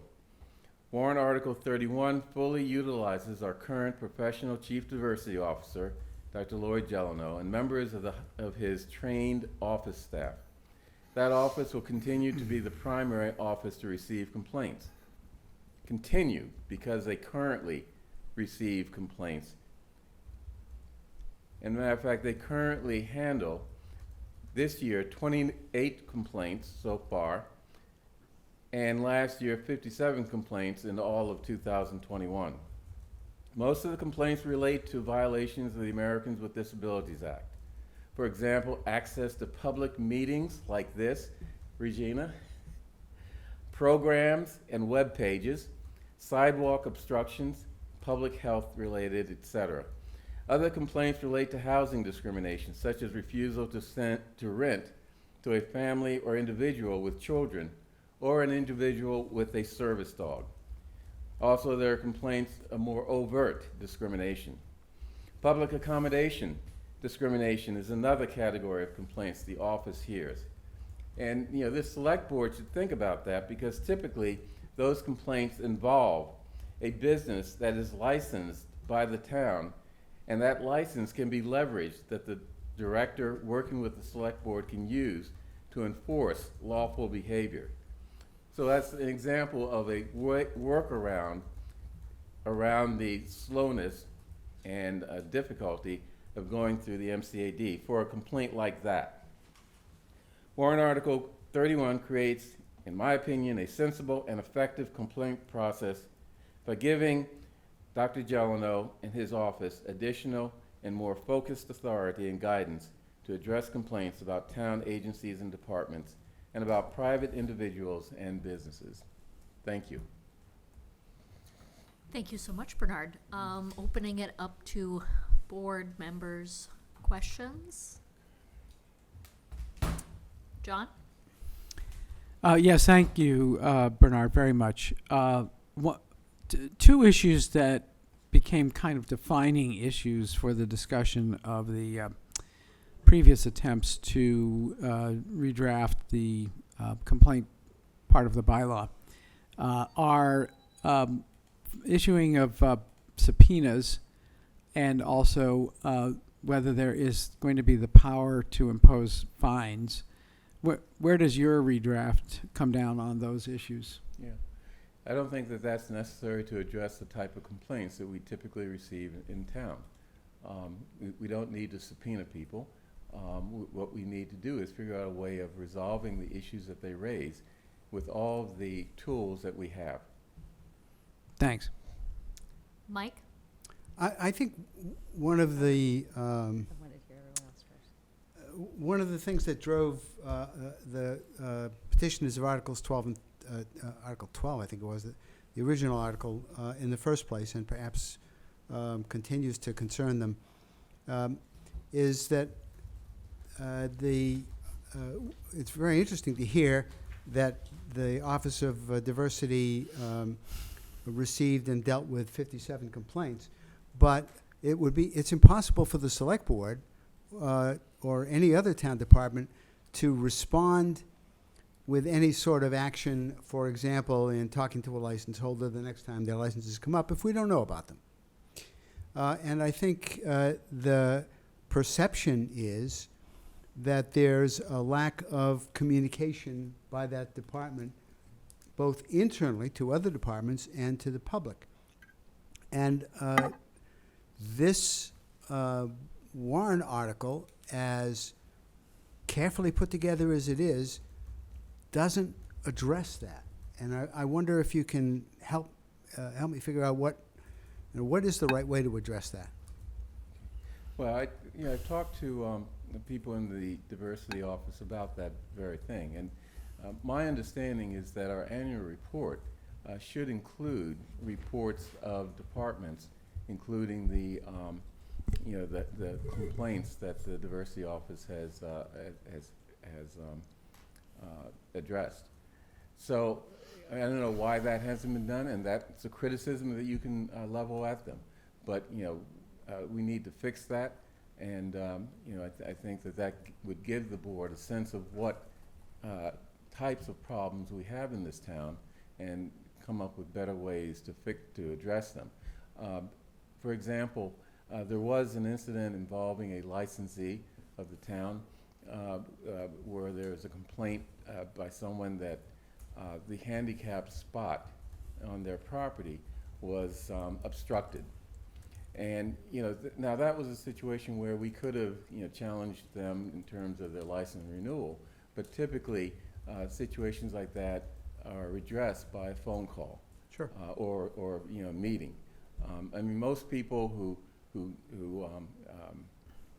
have those types of violations, either do it inadvertently or because they just don't have the resources to either monitor their business in this case or to address a problem that they find. So, working with them at that level, as opposed to, for example, a process that includes subpoena and things like that, is more effective and gets a remedy for the complainant. I agree with you, and I think without casting any aspersions on the office, I think the difficulty is that there isn't good communication as to how those 57 complaints have been handled. And if they're handled with 57 phone calls, that's great. But nobody knows that, and certainly the community at large just isn't made aware of it. Yeah, and I asked for a report on those complaints, and I received it. It's a very rough draft, but maybe we can arrange to have that presented to the select board. So many times, and let's also remember, that office is constantly, every town meeting, given additional responsibilities, additional tasks, and they're not given additional resources. So that's a problem we have throughout the town, and we have to recognize that when we properly criticize inaction in some areas. 57 complaints is about one a week. Yeah.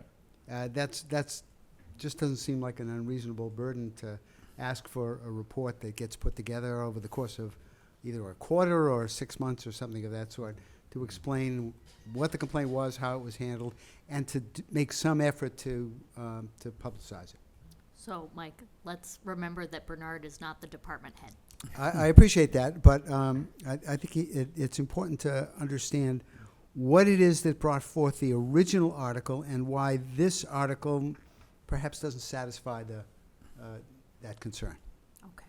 Miriam? Thank you. So first I want to say that Bernard and I had a very, I think, productive, interesting, and civil conversation about this privately, and I appreciate that. I think while I think we fundamentally still don't agree, at least I hope we see a little bit more from each other's perspectives. Certainly I see a little bit more from your perspective. I hope the same for you.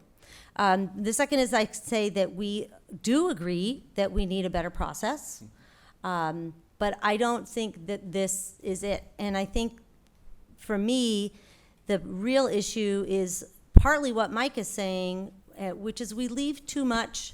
For me, we're leaving much too much discretion at the feet of one person or two people, because I think a lot of this also ends up potentially being the responsibility of the town administrator.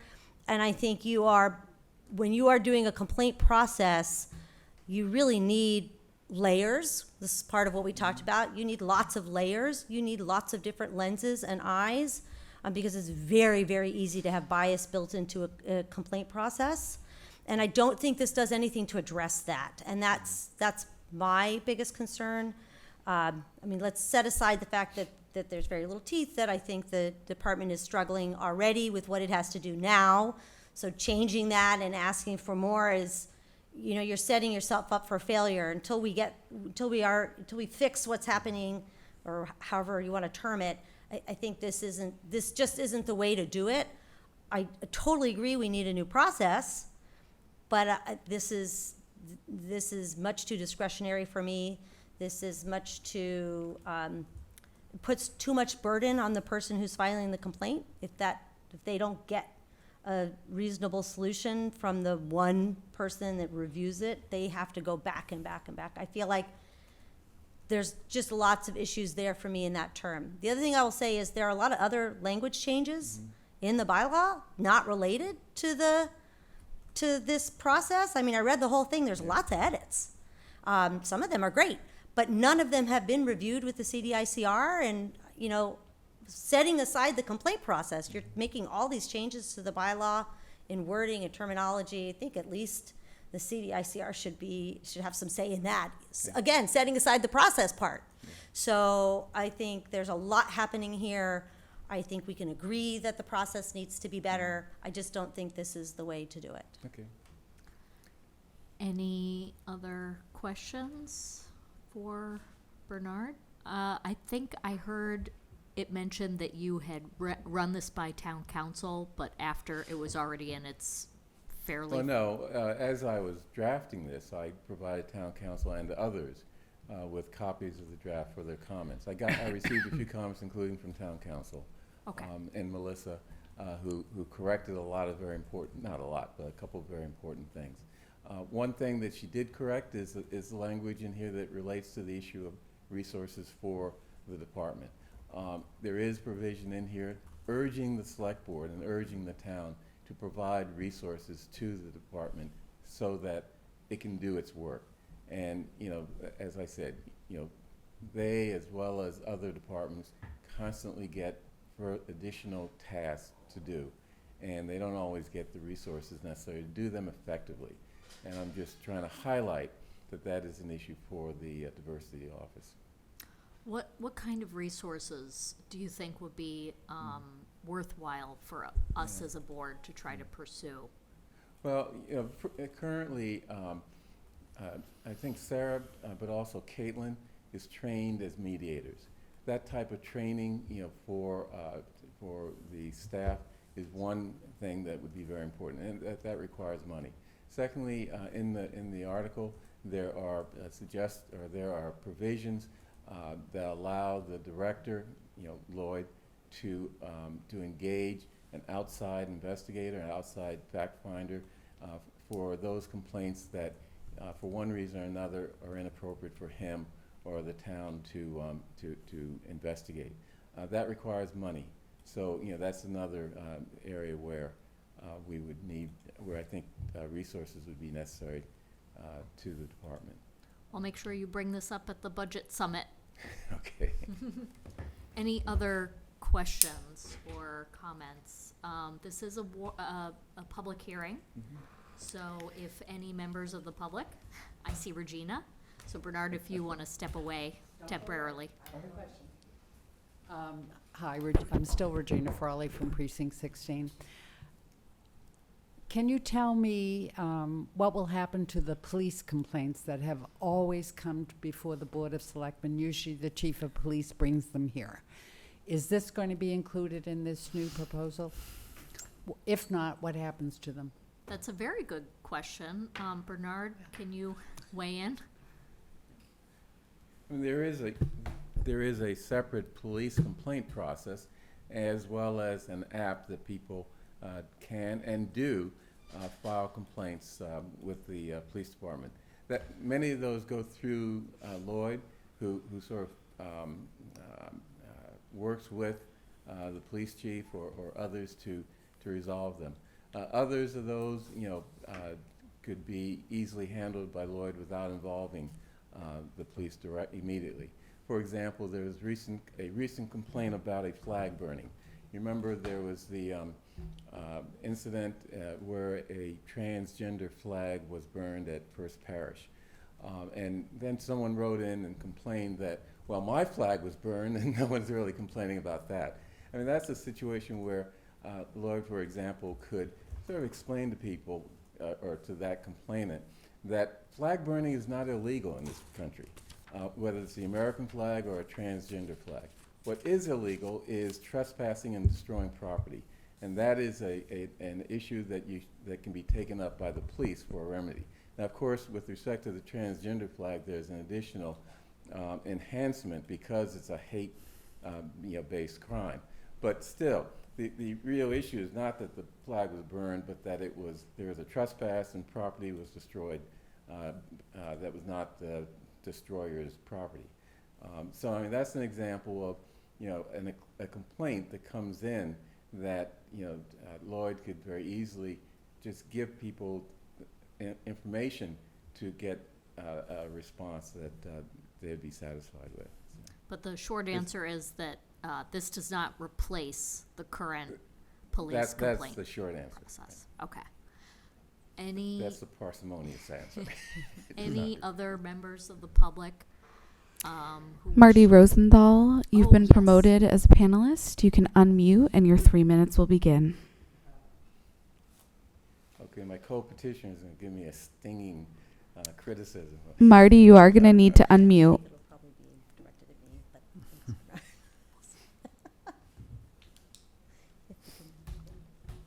Sorry, I did my video right, but not my unmute. Go ahead and get a little closer to Hearing the an echo with microphone. myself, but maybe if I turn off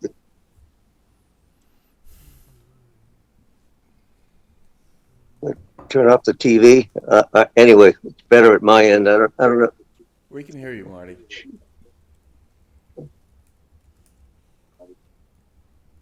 I'm hearing myself twice, but I think I turned off the television. All right, so I'm Marty Rosenthal. I'm a town meeting member, Precinct 9, and I first have to welcome Mr. Carey. I will start calling him Chaz, having said that, and I'm happy he's here. For his information, I'm a lifelong Brookliner, and I co-chair Brookline PACs, a now 60-year-old liberal progressive organization, and I was a select board member in the 80s.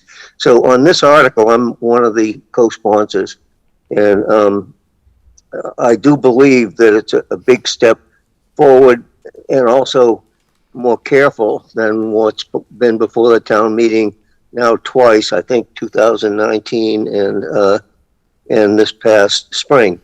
So my biggest concern is actually in one particular sentence that also addresses what Regina just asked about. It's the very end of 3.14.2, small Roman numeral V, 5, I guess. And it's that last sentence. If an employee is accused of misconduct, et cetera, the director shall direct the complaint to Human Resources or, in the case of a police officer, to the police complaint procedure.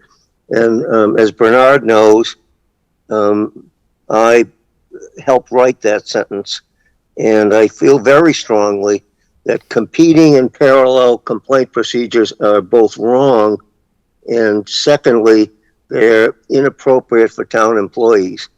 And the hypothetical that I have frequently mentioned, sometimes to deaf ears, but at least two groups have found some value in it. One is the PCAC recently, and CTOS, which I was on until 2 years ago in 2019, also took this seriously, that competing parallel complaint procedures is a problem. And the example that I've given, a hypothetical, and it's really not a remote hypothetical. If someone walks in to town hall, a lot of times they'll go to the clerk's office, where do I go to do something, and says, I have a complaint against a police officer. Where do I go? What will the clerk say right now? Right now, the clerk would say, well, there's 3 different possibilities, and I don't know what to tell you. And now maybe somebody can write up a brochure and try to describe the 3 and let the person go decide. That's just not right. And secondly, it doesn't even foreclose going to one and then to another if you're not satisfied.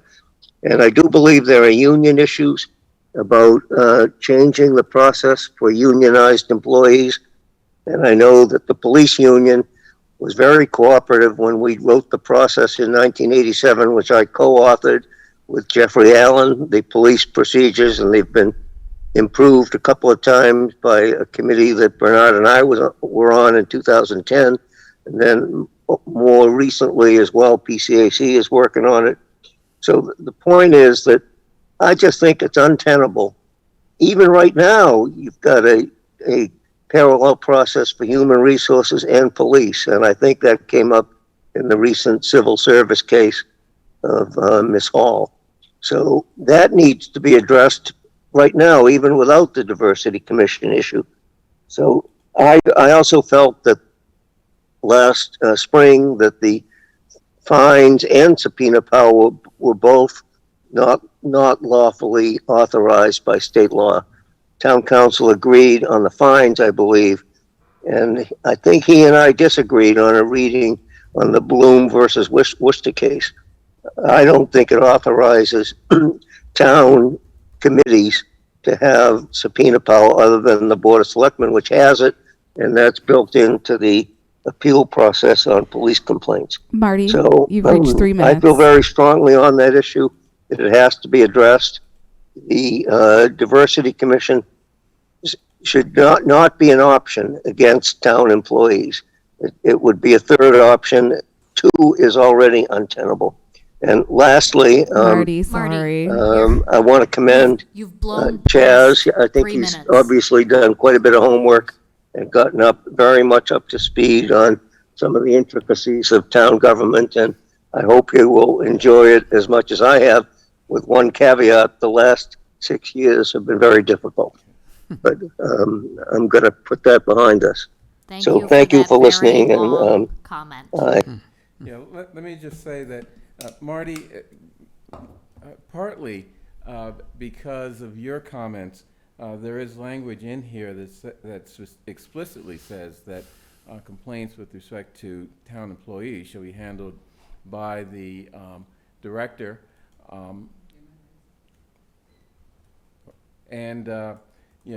I think that, we addressed that in other ways also. With respect to the police complaint process, that's really primarily for outside residents, non-police residents, who have a complaint against a police officer for some action that they've taken. The human resources comes in where you're dealing with a matter between 2 town employees. So I think that there's enough of a separation there that your concerns have been addressed. And of course, to the extent that there's any fuzzy borders, that's the role that the director of the Office of Diversity, or Diversity Office, would deal with. So maybe I'm confused. Marty is a co-petitioner on this warrant article? Yes, but we don't have to always agree. But if you, I mean, the public can make whatever comments they want, but maybe you guys should have offline conversations to try to get on the same page. Any other members of the public? At this time, there are 6 attendees, and no one has used the hand raise or Q&A feature to indicate they'd like to make a comment. So it's customary that we don't take a position the night that we have a presentation. Any other comments or questions for Bernard? Regina, this is still a public hearing. Quick comment.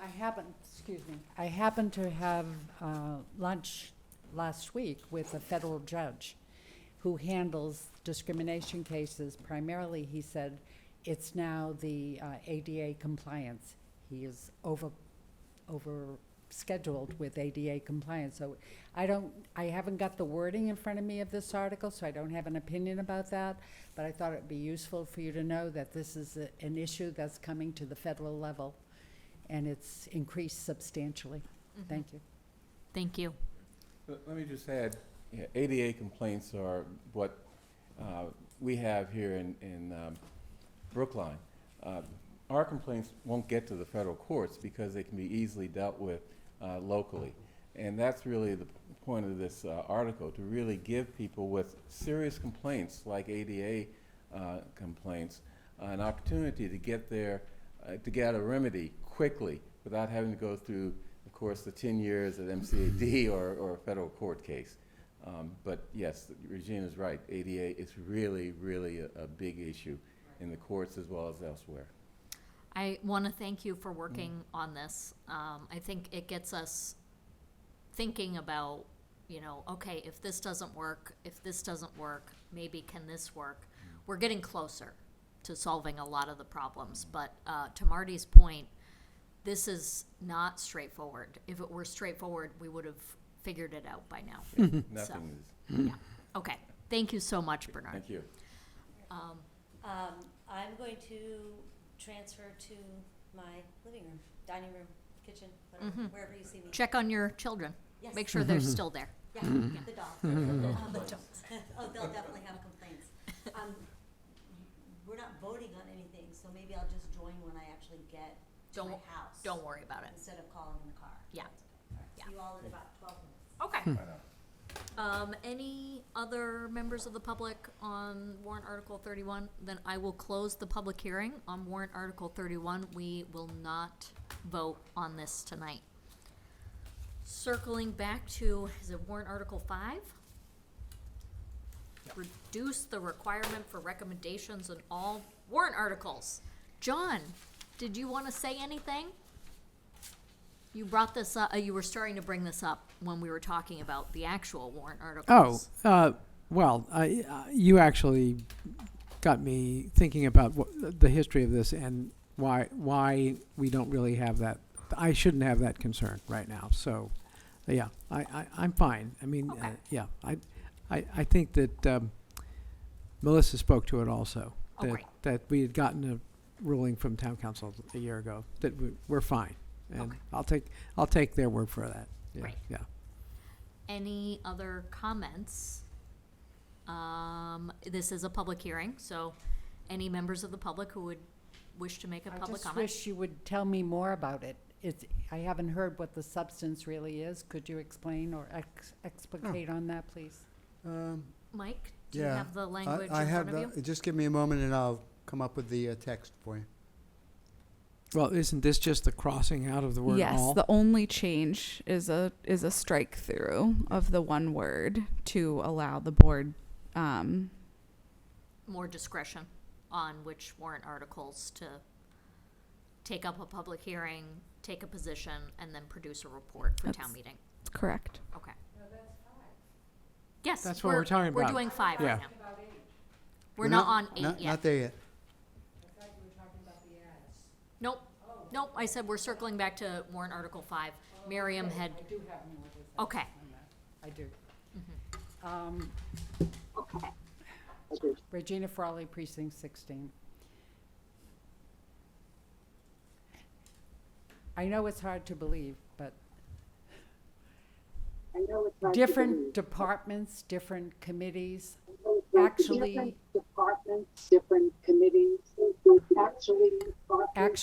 have different points of view. And it can be remarkably instructive to hear those points of view. For example, tonight, your very criticisms about certain of the warrant, especially the resolutions, that was very useful. And if you were to actually put that in a report saying, we don't feel X and Y for the following reason, that's very instructive, that's very helpful. So not to do it at all when people they're not here, there's 6 people attending tonight, they're going to be on the floor of town meeting and they won't have your input. They won't hear about what you thought, as I had the pleasure of hearing tonight. So it's been my exposure all these years, and the sobriquet of saying she goes to the most number of meetings, which has been true. It's remarkable what you hear. Somebody might bring up the most salient point that changes the whole direction. And as you know, you can alter the warrant article as long as you reduce it rather than enlarge it. So I think that it's a tremendous service to the public to hear what I heard tonight, for example. Very helpful, very useful. They're not going to get to hear it if you don't weigh in.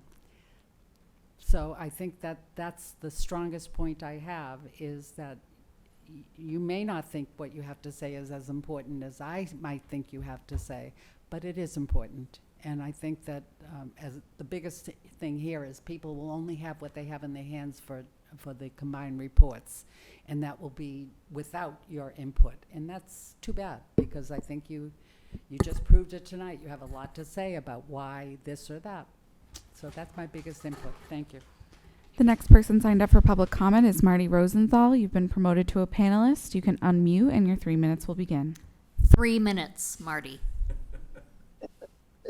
Gee, I don't know why you're saying that, but thank you. I probably might not have shown up tonight except for the Article 31 being on, but I did hear the discussion. I haven't given this a lot of thought, but I am right now against this article. And I don't know what PACs will think, and I'm eager to hear their sentiment and whether there's a 60% vote, because a lot of collective experience in town government on that board. But the reason I'm against it is twofold. Number one, the five of you, including Miriam, are the town's leaders. And I do think that you should be weighing in on issues at town meeting, including the fact that you're town meeting members as well. So I think that should be the default. Now, I'm not saying you weigh in on every issue, but I do think that the default ought to be you set up a public hearing on every issue and you can have a short discussion and say, I don't think we have to take a position. And then you take that position or no position. I don't think it's that big a deal. The second thing I want to say is that it was Regina's article that created the public hearings. And she will remember, maybe nobody else, that I proposed explicitly making it possible to combine public hearings for different committees. And she opposed that. My amendment lost, and she was still angry with me. But the fact is that there's nothing foreclosing that right now. And on at least one occasion, CTOS did one jointly with the Board of Selectmen. Select Board. I'm old-fashioned, and I can't forget my old title.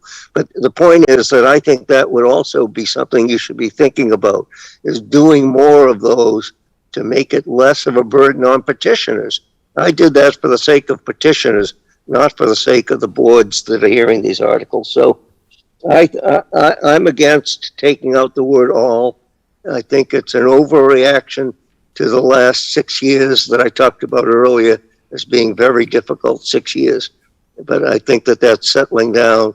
And I think there are other ways to deal with the burden on the select board. So right now, subject to thinking about it and hearing from others, I'm against it. Regina? Yes, I'm not angry with you, Marty. I think I want to elaborate on the other point. What I'm not hearing here, in any of the literature or the discussions I've heard about this in the past, I'm not hearing you understand what the purpose of writing a warrant article is. It actually, by going to different committees, the petitioner can modify it, understand it better, him or herself, and sometimes withdraw the article because of the fact that the articles were not well written, did not pass the right kind of muster. It's not whether you oppose it or not, it's whether or not it's written well and has a substance to it that passes legal muster.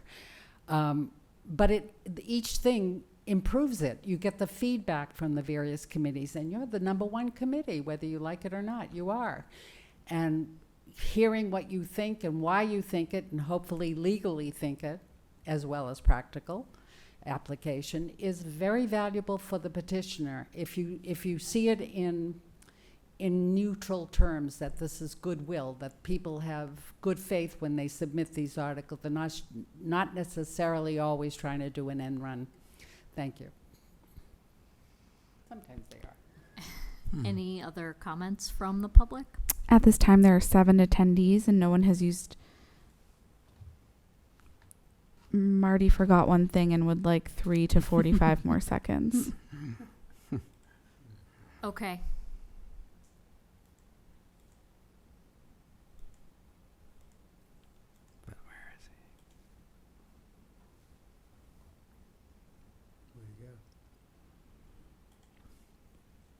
Sorry, that was the rejoining as a panelist. The other thing I forgot to mention is that a lot of resolutions ask the select board to do something about it later. So if the board is going to be sending something like to the general court, I think that they should be involved in the discussion about whether the resolution passes. Like my article on criminal justice reform in 2017, for instance. Thanks. I want to add that resolutions go into the annual report on what's done on them. That was my bylaw too. Thank you.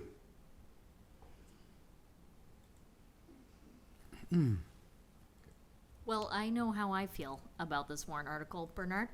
I just wanted to echo something Marty said that people, I think, don't always think about. There's a lot of information in the annual report, and people really should read it. And a lot of what people are saying they need to know about our work can be in the annual report. John?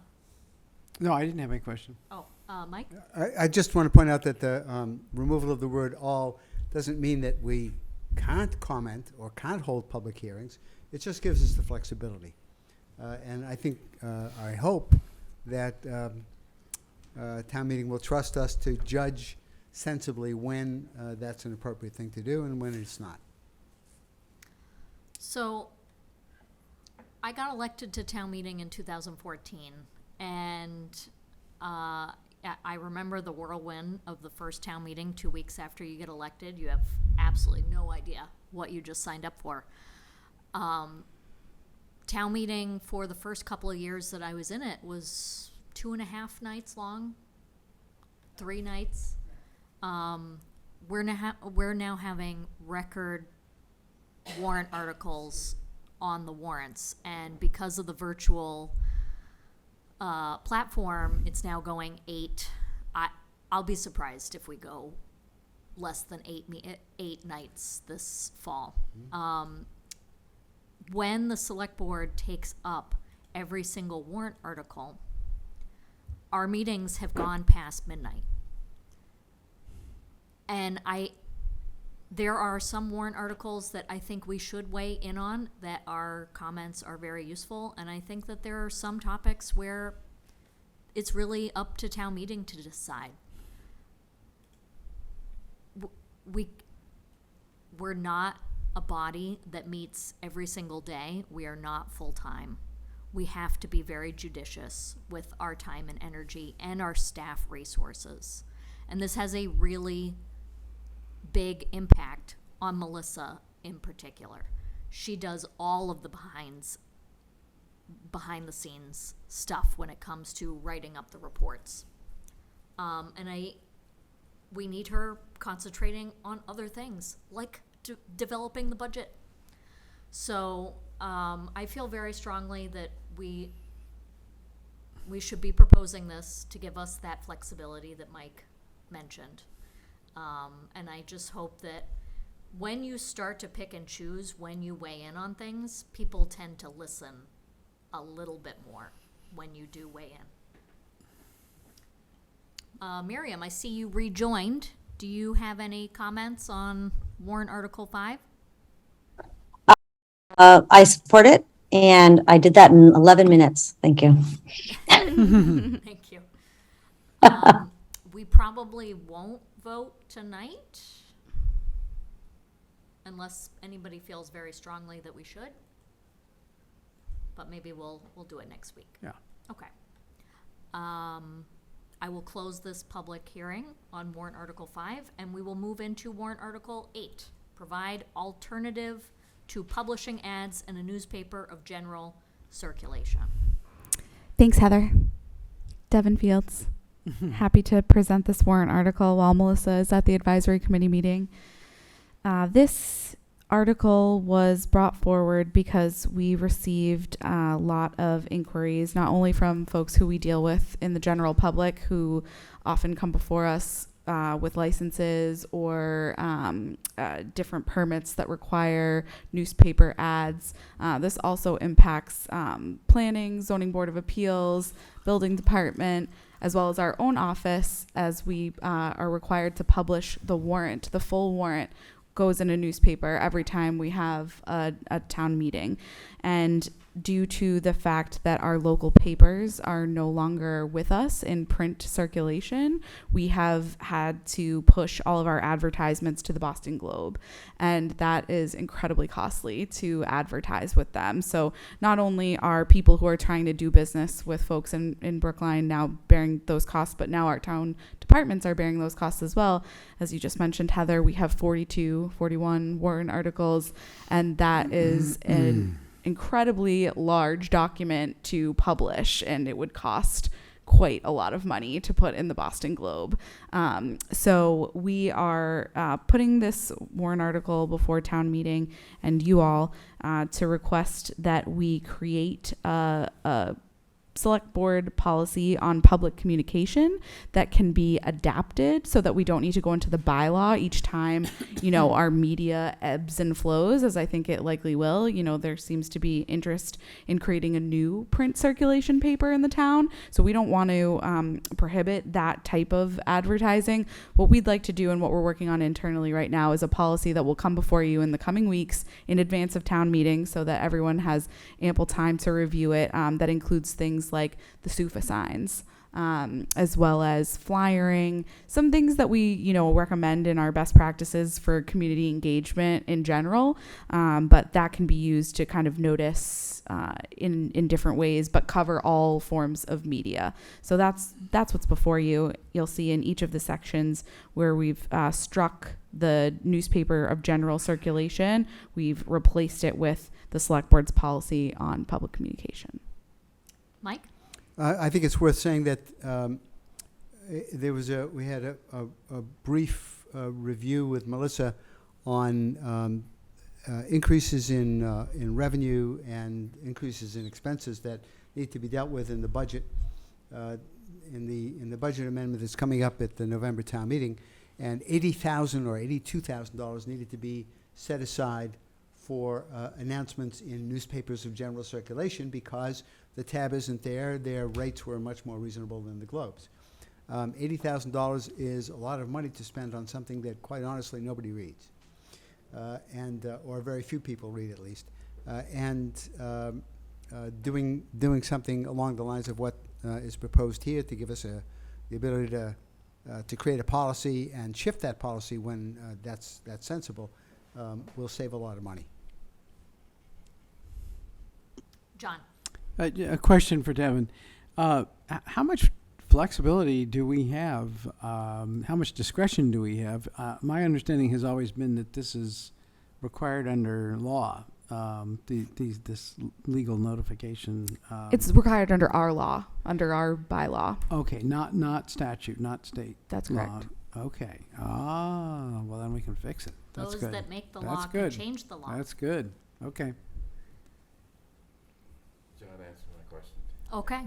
I don't see a hand up by Miriam. So this is a public hearing. Any members of the public wish to speak? At this time, there are 5 virtual attendees. No one has used the hand raise or Q&A feature to indicate they'd like to make a comment. I bet those 5 people would be reading the warrant article when it is published. Okay, we will not be voting on this tonight, but I want to applaud staff for working on this, thinking outside the box and trying to save us money while accomplishing the same thing that we have been doing. I will close the public hearing if there are no other members of the public who wish to speak. And we will move on to item number 10, remote meeting policy. Devin, would you like to bring us up to speed on this too? Happily. Thank you, Heather. I came before you in March of this year to discuss the remote town meeting policy. This was when we were on the brink of no longer being able to have a quorum remotely, when the state legislature was in limbo before completing the extension of the open meeting law. Your policy, the select board's policy on remote meeting, only allows for telecommunication and not video. And obviously, since the pandemic, we have completely changed the way that we meet and hold our board and commission meetings.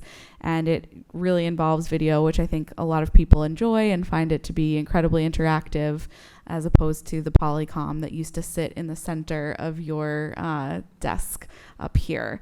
So we have just made some basic edits. It's all housekeeping in this item, which just holds true to the original policy, which asked for 24 hours of notice to make sure that staff can be sure the rooms are adequately prepared and that the folks who will be in the meetings are suitably trained.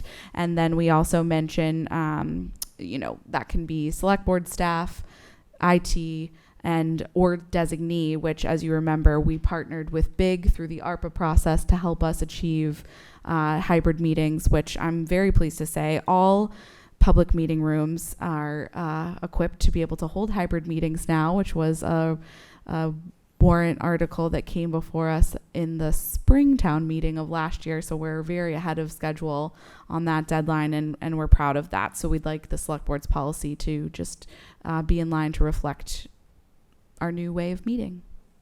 Excellent. How's the sound?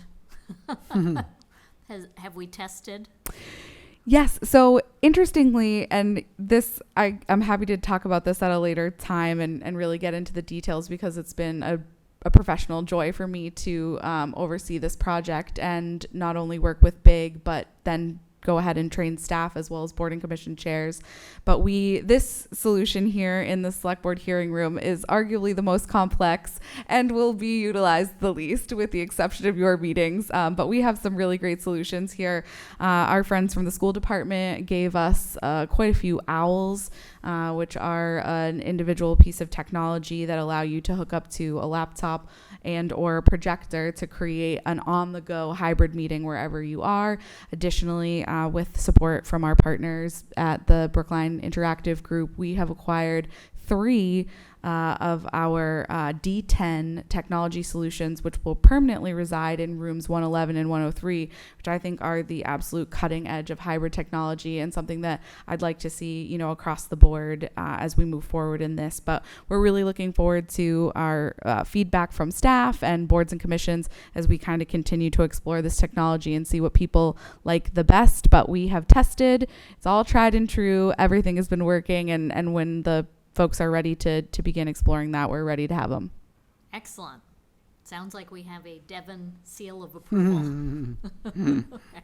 Any, Miriam? I think I have to chime in on this one, as I obviously the ability to have a hybrid select board meeting makes me able to be a select board member. So thank you. Excellent, thank you. I'm making mac and cheese, in case anybody was wondering. Any other comments by select board members? So we do need to vote on this, correct? Yes. Yeah, the last time this policy was voted, I think, was maybe in 2008 or 2000. In response to what, FaceTime? Yes, it was. It was FaceTime that was scaring everyone. I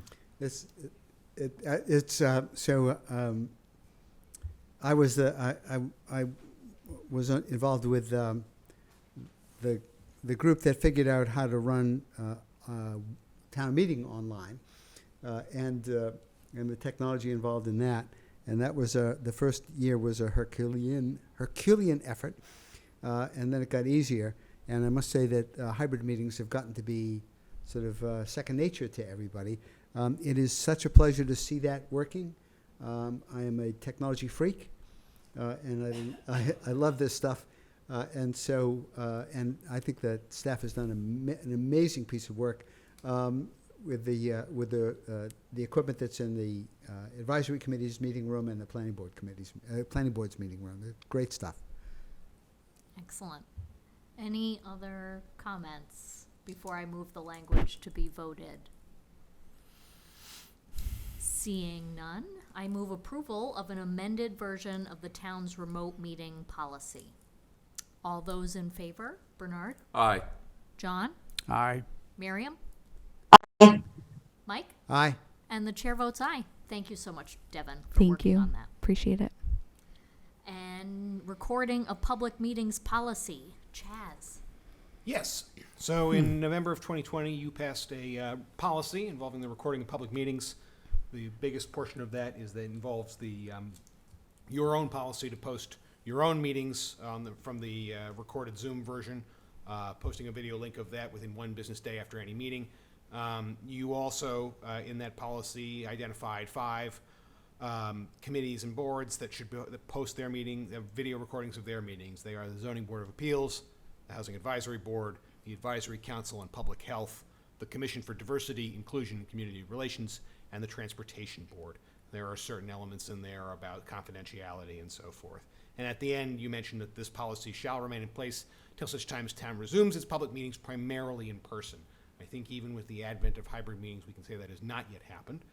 However, it has been, now almost 2 years since this policy was in place, and we wanted to make sure, obviously, the select board has the opportunity to review, comment, see if there are any boards or committees that they felt needed to be added or removed, or any processes or procedures that you thought needed to be modified in this policy. In one way, it feels like we passed this policy like 2 weeks ago. But then I'm like, wait a minute. We actually included zoning board of appeals in the initial? Wow, I totally forgot about that.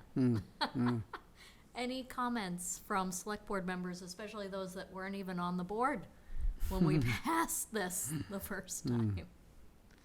Nope. Just John? If I might, quick comment. I do hope that this will become, that the keeping of video of meetings will become almost automatic for certainly any board and commission that conducts a meeting via Zoom, which allows you the option of simply, essentially pressing one of the buttons, one of the keys on your keyboard there. Allows you the option of recording the meeting, and then you just have to announce to the participants this is being recorded. That makes a huge difference.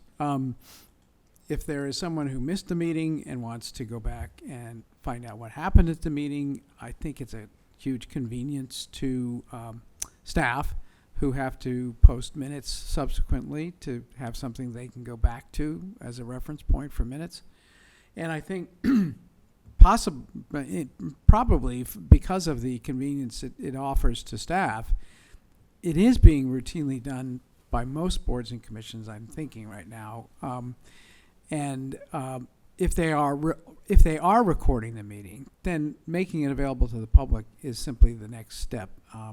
It's good for everybody, and I just hope it becomes ingrained, whether we put it into a policy that is strict or whether we have a little bit of a relaxed policy about it. I do hope that almost every board and commission will take advantage of these capabilities and also make videos available to public who want to see what occurred at a meeting the day after, 2 days after, a week after. We got to figure out how long they would keep it, but we can deal with that. Mike and then Miriam? Yeah, I'm a little surprised to see the planning board and the advisory committee not on this list. I know that the advisory committee does this as a routine and started doing it really almost from the beginning of online meetings. But and I don't know what the planning board is doing, but I think they do belong on the list. I would say we can't bind the advisory committee, I think, with this policy. So I understand, I don't think we can bind them on that, but we can. Yeah, we don't appoint the advisory committee, that's correct. The planning board, however, we do appoint. Yeah. Yep. Okay. So is that a friendly motion to amend? It is, and I suppose the language should be the planning board, and at some point here, and the advisory committee is requested to follow this policy. Okay. Miriam? Well, I second Mike's amendment, and I actually would like to take it one step forward. I don't know if everyone will agree, but to me, this is what transparent government looks like. And so I would love it if we could require all select board committees and boards, anything we have control of should be recording and posting and making their meetings accessible. So we had a conversation about this internally, and the reason why we didn't open it up to everything is because it still requires a volunteer to do all of this. And so, we have to be cognizant that we are making work for volunteers on a lot of our boards and commissions. And the more we do it, the more it's difficult for our own staff to stay on top of compliance. So at this time, I really feel like we should be very judicious about the boards and commissions that we add to the list. We can continue to add, but I don't think we're at the point where we can just say, okay, now everybody. I acknowledge that constraint. And then I would just like to say, as we move forward with our own budgeting and planning and rethinking our strategy as a select board with our new town administrator, to me, this is a priority to have somebody who can help make sure that this happens for all of our boards and commissions and who can also help with compliance. Maybe that's a part-time position or something. But this is like a huge step for transparent governance. So I'm just a big, big fan of it. Understood. Can I just Mike? make a comment? One of the things that came up when we were talking about hybrid meetings and hybrid town meeting, which appear is probably not going to transpire because of state law, is the potential for having a group of volunteers to help with technology for other committees. And I think it doesn't go to the top of anybody's list, but it needs to be somewhere on the list in order to just have us remember that there is a potential to get people to help out. Do you want to spearhead that?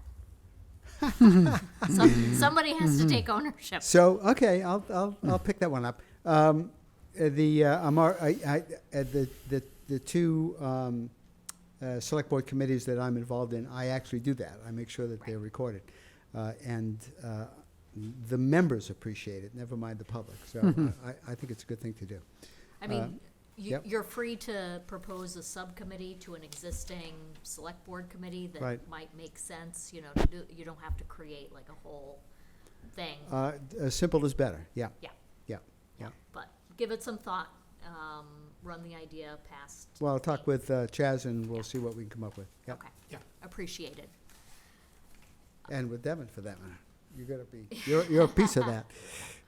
Chaz, did you want to say something? Just very quickly, and to echo John, a lot of the boards and commissions, Miriam, are doing this voluntarily, which is great, and we encourage that. And I want to take the opportunity to thank the staff who, often take their time out of their evenings to go in and set up these meetings, get in there, get the recording set up, go through that process. Some of these meetings start quite late at night, and they've already worked a full day, as I know many committee members have too, as volunteers. So I want to thank the staff in particular for doing that work. It'll be good to think through processes for expanding that access. And the ones that currently aren't, recording and posting voluntarily are for ones where there isn't a full-time staff person on there. So we will obviously, the staff team will obviously look into your recommendation, Miriam, and we will get back to you during the budget season regarding the possibility of augmenting the ability to make sure that these are recorded and posted. Excellent. So the amendment was to add the planning board and to encourage The advisory committee to follow the same policy. the full advisory committee meetings or their subcommittee? The full advisory committee means, I think that when you get to the subcommittees, you run into the issue that you're Yeah. appropriately concerned about, is that some subcommittee chairs they have their hands full as it is. Right. Yeah. Okay. Any select board members wish to speak before I move the amended vote? I will move approval on the policy involving the recording of public meetings with the following amendment to add the planning board and to encourage the full advisory committee meetings to be made available. All those in favor? Bernard? Yes. John? Aye. Miriam? Aye. Mike? Aye. And the chair votes aye. Okay, last two things on our agenda are boards and commission appointments. I have candidates for reappointment and appointment to the Brookline Commission for Women. I'll say their names and we can have a discussion or we can move to vote on them. Elizabeth Stillman, Meenakshi Garodia, Hadassah Margolis. This would be for terms expiring June 30th, 2025. Any discussion? before we vote on those names for the Commission on Women? Just thank you. Yes, you. thank you And, for your service. And yes. Excellent. Okay, then I will move for reappointment of the following members for terms expiring in June 30th, 2025. That was Elizabeth Stillman, Meenakshi Garodia, and Hadassah Margolis. All those in favor? Bernard? Aye. John? Aye. Miriam? Aye. Mike? Aye. And the chair votes aye. And then finally, the committee to plan the plan. Planning Process Study Committee. The following people are being recommended to serve on this committee: Carla Benka, Abigail Hiller, Jonathan Klein, Linda Olson-Pelkey, Suzanne Podziba, Al Rain, Felina Silver Robinson, Jennifer Sullivan, and John Van Scoyac. Any comments or discussion on this slate? Bernard? No, I don't have any comment. Speak now or forever hold your Well, peace. when you asked for my vote, I was going to say, except for John. But no, I won't do that. But by the way, I would like to have a discussion of something in the previous item, but after we finish here. Okay. So those names that I listed, we're moving for that to be the Planning Process Study Committee. All those in favor? Bernard? Aye. John? Aye. Miriam? Aye. Mike? Aye. And the chair votes aye. Bernard, what did you want to bring up? This is going to be very controversial, I'm sure, although it shouldn't be.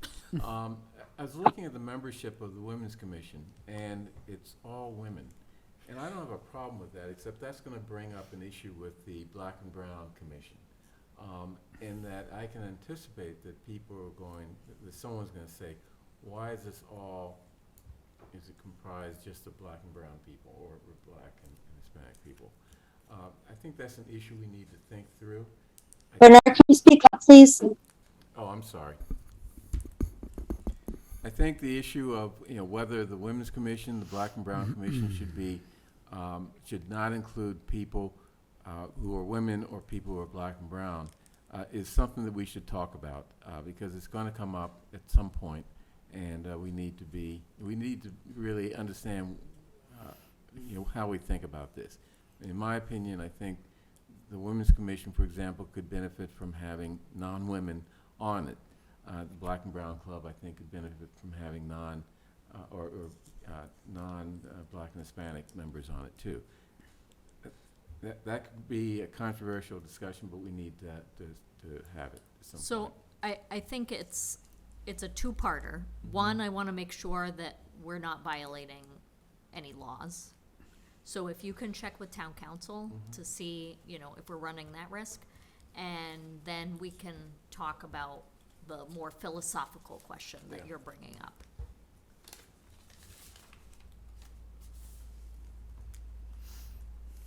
Any other items to discuss before we adjourn? Okay, well, thank you very much for the 4 people still tuning in. That's the conclusion of our business tonight.